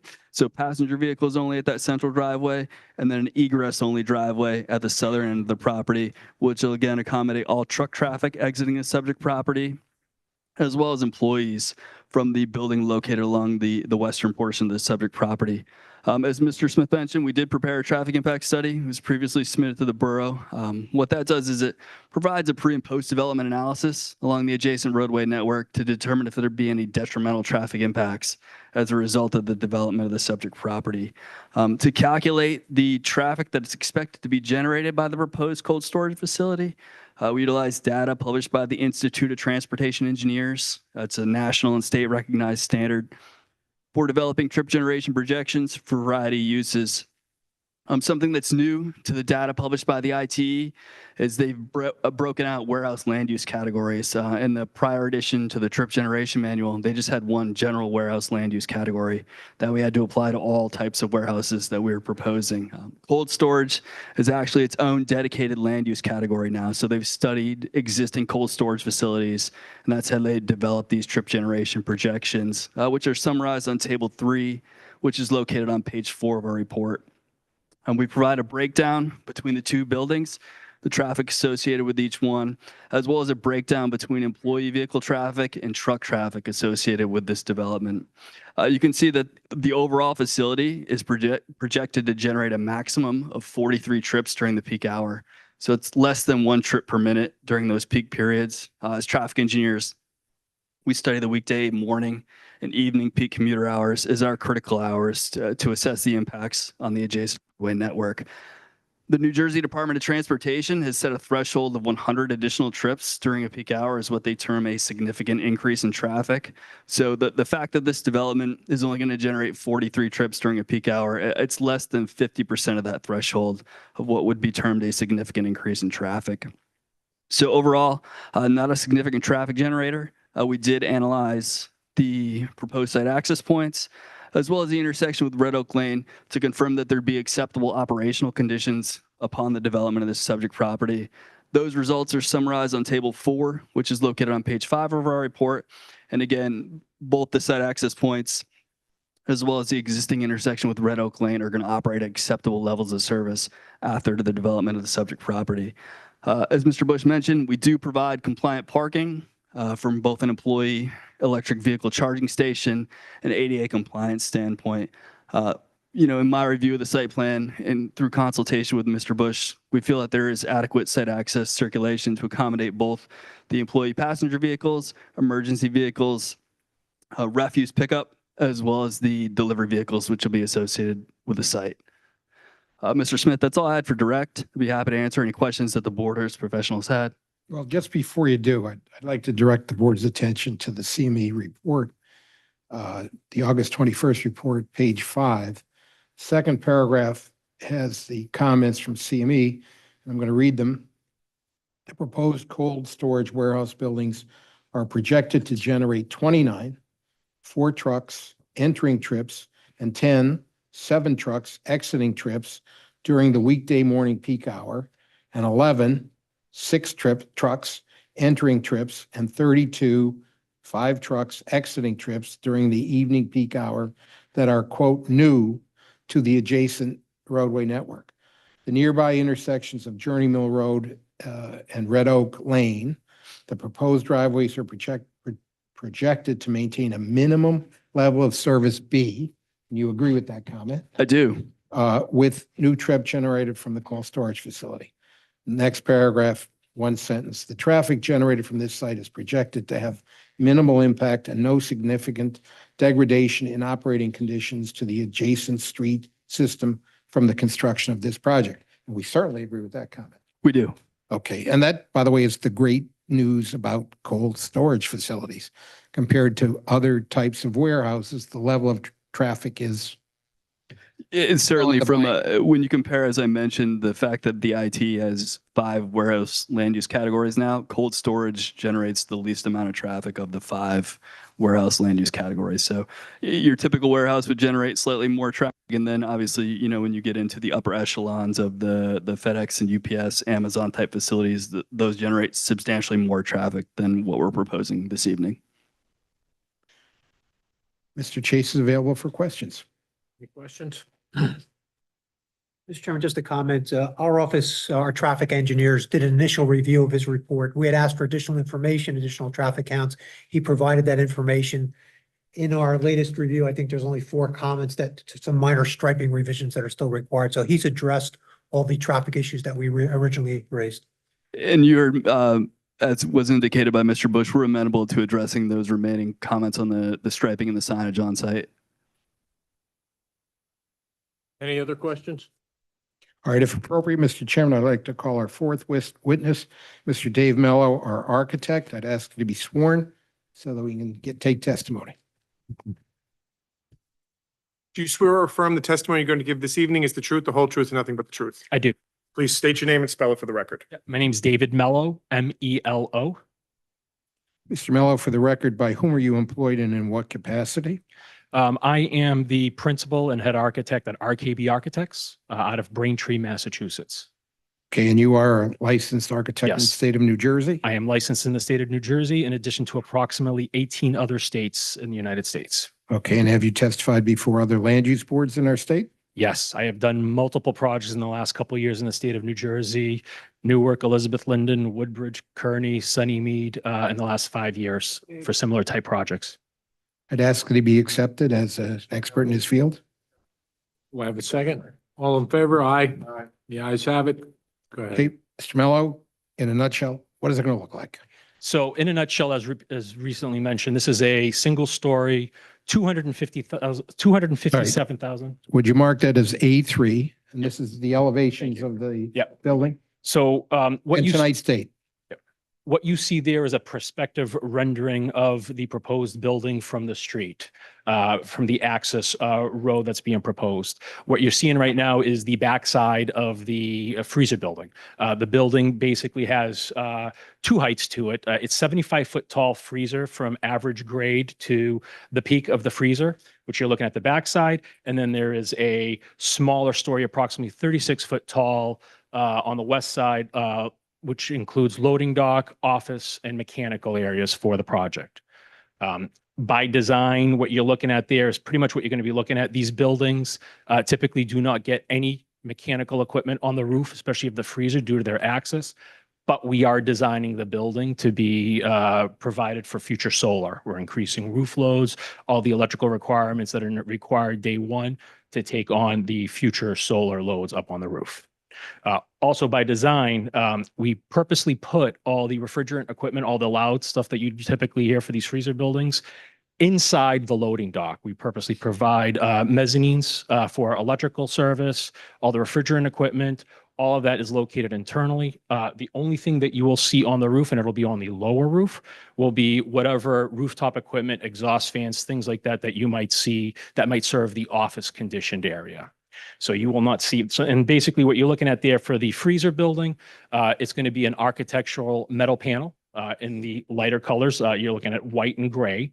The smaller story building will be load-bearing concrete wall panels that you typically see in a loading dock area that'll be painted. The interior of the loading dock is also going to be refrigerated due to the nature of the product being moved and maintaining cold chain. And the interior of the loading dock also gets lined with a similar type architectural panel. I think as previously mentioned, trash and things like that are all taken internally. There's no external trash. It will be either taken care of inside the loading dock and then fed into the compactors. Not sure what else. So, well, I'd like you to try and sell, are we doing anything for the environment or for energy efficiency? Good point. Yeah. So these buildings by design to the temperatures that are required in the buildings. We over insulate the walls and the roofs of these buildings. They greatly exceed the minimum code standards from the energy code in the state of New Jersey. So that's something that we're taking into play. We're also making the building solar ready for the future solar. The floors in the freezer also get heated with a glycol system. We have to heat the floor so they don't heave. The heat for that glycol is actually recaptured from the refrigerant equipment inside the freezer. So one system helps heat the other. And due to the height of the building, the 75-foot height that we're proposing, with these type of buildings, the taller the building, the more critical the refrigeration system comes. It actually becomes more energy efficient. So, having this height also helps maintain the energy levels for the building for the refrigeration system. Great. Mr. Mello is available for questions. Any questions of the architect? Mr. Chairman, if I might, just one item. There weren't detailed plans submitted for the second building. Will that be similar in appearance to the? Yeah, the intent, because of the nature of these buildings, because it's going to be a cold storage building, it's going to be an insulated metal panel, freezer or cooler, whatever temperature they decide to do. And the loading dock areas will most likely be very similar architecture, concrete panel painted to, similar colors as we are proposed. They'll look similar in style. Anybody else? All right, Mr. Chairman, if appropriate, I'd like to call our last witness, our anchor person, Jim Kyle, our planner. I'd ask to be called so he can be sworn and give testimony. Oh, not a problem. I'm going to get out of your way. Oh, okay. All right. Oh, do you have the? Okay. Do you swear or affirm that the testimony you're going to give this evening is the truth, the whole truth, and nothing but the truth? I do. Just state your name and spell it for the record, Sure. please. First name is James, last name Kyle, Kyle, and it's Kyle McManus Associates in Hopewell, New Jersey. All right, so you're the redundant man here. Well, should I give him my qualifications? Okay, go ahead, press them. Because I have not appeared here before. Oh. So I have a Bachelor of Science in Environmental Planning and Design from Rutgers, which I received in 1996. Been a practicing planner for 25 years. Our office currently has about 24 municipalities that we represent as their consulting planner. I've also appeared before 250 boards in the state, qualified as an expert in planning. Also 3 vicinages of Superior Court in New Jersey, licensed by the state as a professional planner, also AICP certified. So while you look very young, you got a lot of miles on. I do. I'd ask you to be accepted as a licensed professional planner. All in favor? Go ahead. Thank you. Let me set the stage for you if I can. Sure. We don't need any variances. We don't need any deviations. This is a by right application. What the hell are you doing here? All right? So tell us why this is a grand slam out of the park home run for Saraville. Certainly. So I was retained by the applicant to review the planning issues associated with this proposal. So I've reviewed all the plans and materials that were submitted to the board. I've been by the site, looked at the operations that are proposed here as well, and reviewed, of course, the borough master plan as well as the redevelopment plan that's applicable to this area. As was stated earlier, this redevelopment plan was amended earlier this year to allow cold storage warehouse as a permitted use. In conjunction with that, the maximum height was increased to 75%. There was also some changes to the parking requirements, addition of parking requirements specific to this use. So the landfill and Melrose redevelopment plan is the one that's applicable here. And as I said, it was amended earlier this year. There are also some underlying requirements of the zoning ordinance that are applicable here. So while we do not need any variances or deviations from the redevelopment plan itself, we do need design waivers from some of the, what we'll call them design standards in the borough's ordinance. We've gone through those. Mr. Bush summarized them. There's actually 4 because we talked about the shade trees within the parking island. So that would be the 4th one. But Mr. Bush did address all these in his commentary. So as Mr. Smith had noted at the outset, this is located in the eco-industrial redevelopment area. The use is permitted. The site complies, or the site plan complies with essentially all the bulk standards in the redevelopment plan. So we're seeking no relief from that. So this district has a purpose statement, and Mr. Fowler kind of summarized this in his memo, but I did want to address it in direct testimony because he did state that he'd like to hear a little bit about how the project complies with that. So the purpose here is to establish an industrial zoning district where multiple uses and buildings are permitted on one lot that fosters the development of innovative industrial uses which utilize a high standard of environmental and economic performance. These uses will promote an approach to industrial development that involves connecting within and across industries throughout the central New Jersey region and demonstrate well thought out practices that result in waste energy being used as resources. So this proposal, while, there was an idea when this redevelopment plan was written that we have a landfill that produces methane gas. And back in 1996, when this plan was written, there was this idea, well, can we capture that? Are there innovative ways that we can kind of reuse that energy through the businesses that we're going to have in this eco-industrial area? So to some extent, that has not been fully realized, but this business does tie in nicely to businesses within the region. So cold storage is, it's an in-demand use. As we've seen the industry, the transition with Amazon, now we have grocery delivery.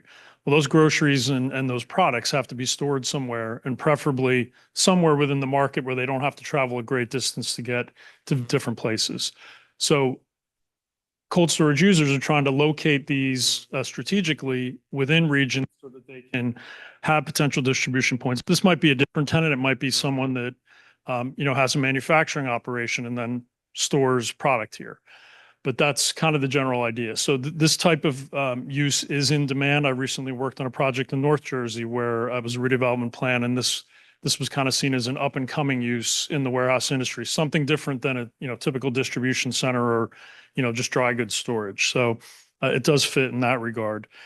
The design standards, the purpose of those was to promote adaptive reuse in the RAEI district that recognizes existing environmental constraints, wetlands and floodplain influence, existing environmental cap and NJDEP remediation requirements, a need to improve existing infrastructure, and sustainable site design should address water quality and quantity issues, shared connections, and services.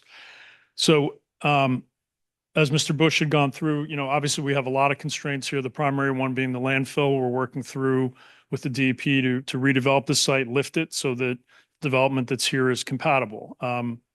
You couldn't really have any residential use on this. It's really an industrial site. We're squarely in an industrial area of the borough. You're obviously all familiar with the uses that we have around us. So this is a good fit from that perspective. And the author of the redevelopment plan was very insightful back in 1996, essentially talking about things that the DEP has now implemented in the stormwater management requirements. Reduction of structural measures, green infrastructure, bioretention.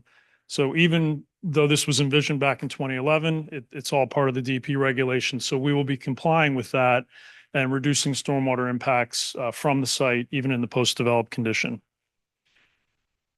So Just getting to the waivers that we need. As I said, the proposal largely complies. So we have the sidewalks along driveway aisles to the principal structure. As we've talked about, there will be new sidewalks on Journey Mill. We will work with your professionals to connect those sidewalks to the interior of the site, should anybody want to walk to the site. And then we'll add some sidewalks in areas in consultation with them.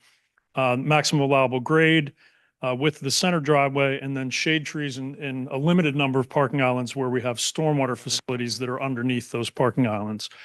So the redevelopment plan does permit the board to grant waivers from design standards as long as they're within the general purpose and intent of the redevelopment plan.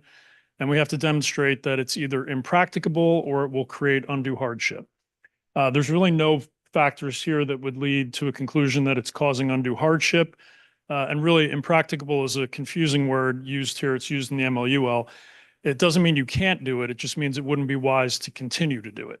So we're going to focus on the impracticable standard here for that. And there's a court case, Garofalo v. Burlington Township, where the court said design waivers simply have to be reasonable under the facts. And it's just an acknowledgement by the board that the condition that's proposed is satisfactory relative to the requirement in the ordinance. So here on the sidewalk waiver, as we said, the majority of the parking area, and when you look at the site plan, this is not the type of use where we have massive parking fields for employees. Most of the parking is located in close proximity to the building. So you can see we have a single bay of parking along the western building. And while we do have a double bay here on the south side of the building, any employees that are parking in these spaces have reasonable access to a sidewalk that rings the southern and southeastern side of the parking area. So really, most employees will have almost direct access to a sidewalk that will take them into the principal building, or they'll only have to cross a single drive aisle to get there. Based on the number of employees that Mr. Bush had quoted before, not a significant number, when you think about the size of these buildings. So it's not as though there's going to be a constant flow of cars and trucks through those drive aisles, or will there be a lot of potential for pedestrian conflict? So I think here, it wouldn't make a lot of sense to put sidewalks on the other side of the parking bay to just connect when we have reasonably safe access, and it allows us to reduce impervious coverage in certain areas. But again, we've committed to work with your professionals to make sure we're getting sidewalks in the right locations on this site for employees and pedestrians. The grading waiver, we're proposing 2-to-1 slopes where 3-to-1 is required. As Mr. Bush had testified to, that is really happening around the perimeter of the site where we have these retaining walls on the south, west, and north side. Those areas will not be maintained landscape areas. They will allow to be naturalized, so they will not need to be maintained.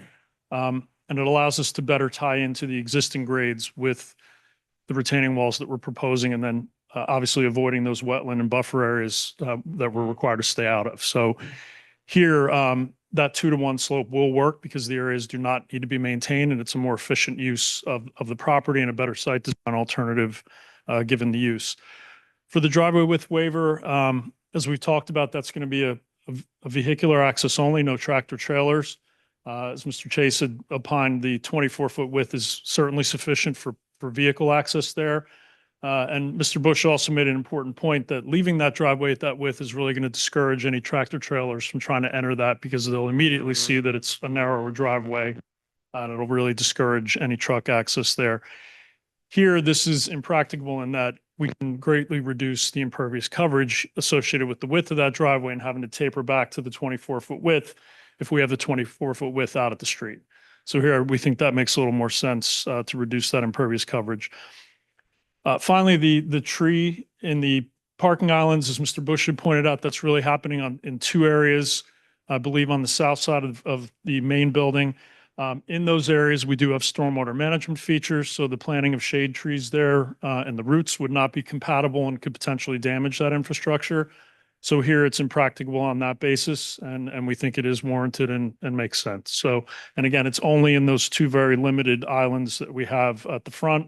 As Mr. Bush pointed out, all the other islands do have shade trees in them. So I think overall, based on the testimony that we've offered this evening, these waivers that we're requesting are reasonable and justified, and I believe the board would be within its right to grant them based on the standards in the redevelopment plan. Mr. Kyle is available for questions. Anybody have any questions? Okay, thank you all. Mr. Chairman, that concludes our case. quick summary, this is a great thing for Saraville. I mean, that's, at the end of the day, you're taking a legacy landfill out of your ownership.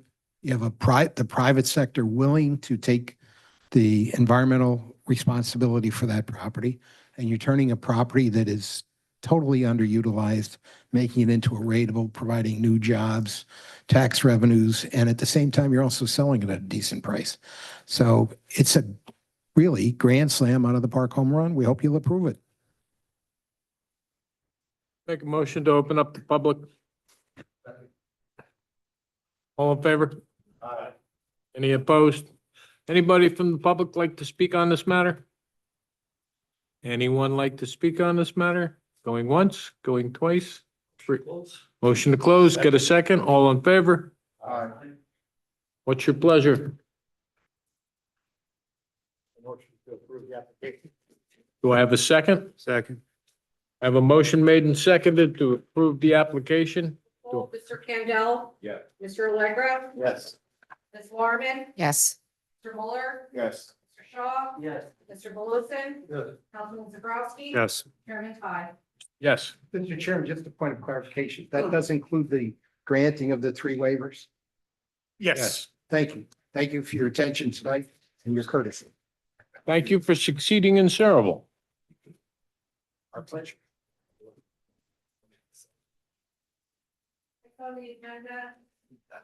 Next meeting is September 18th.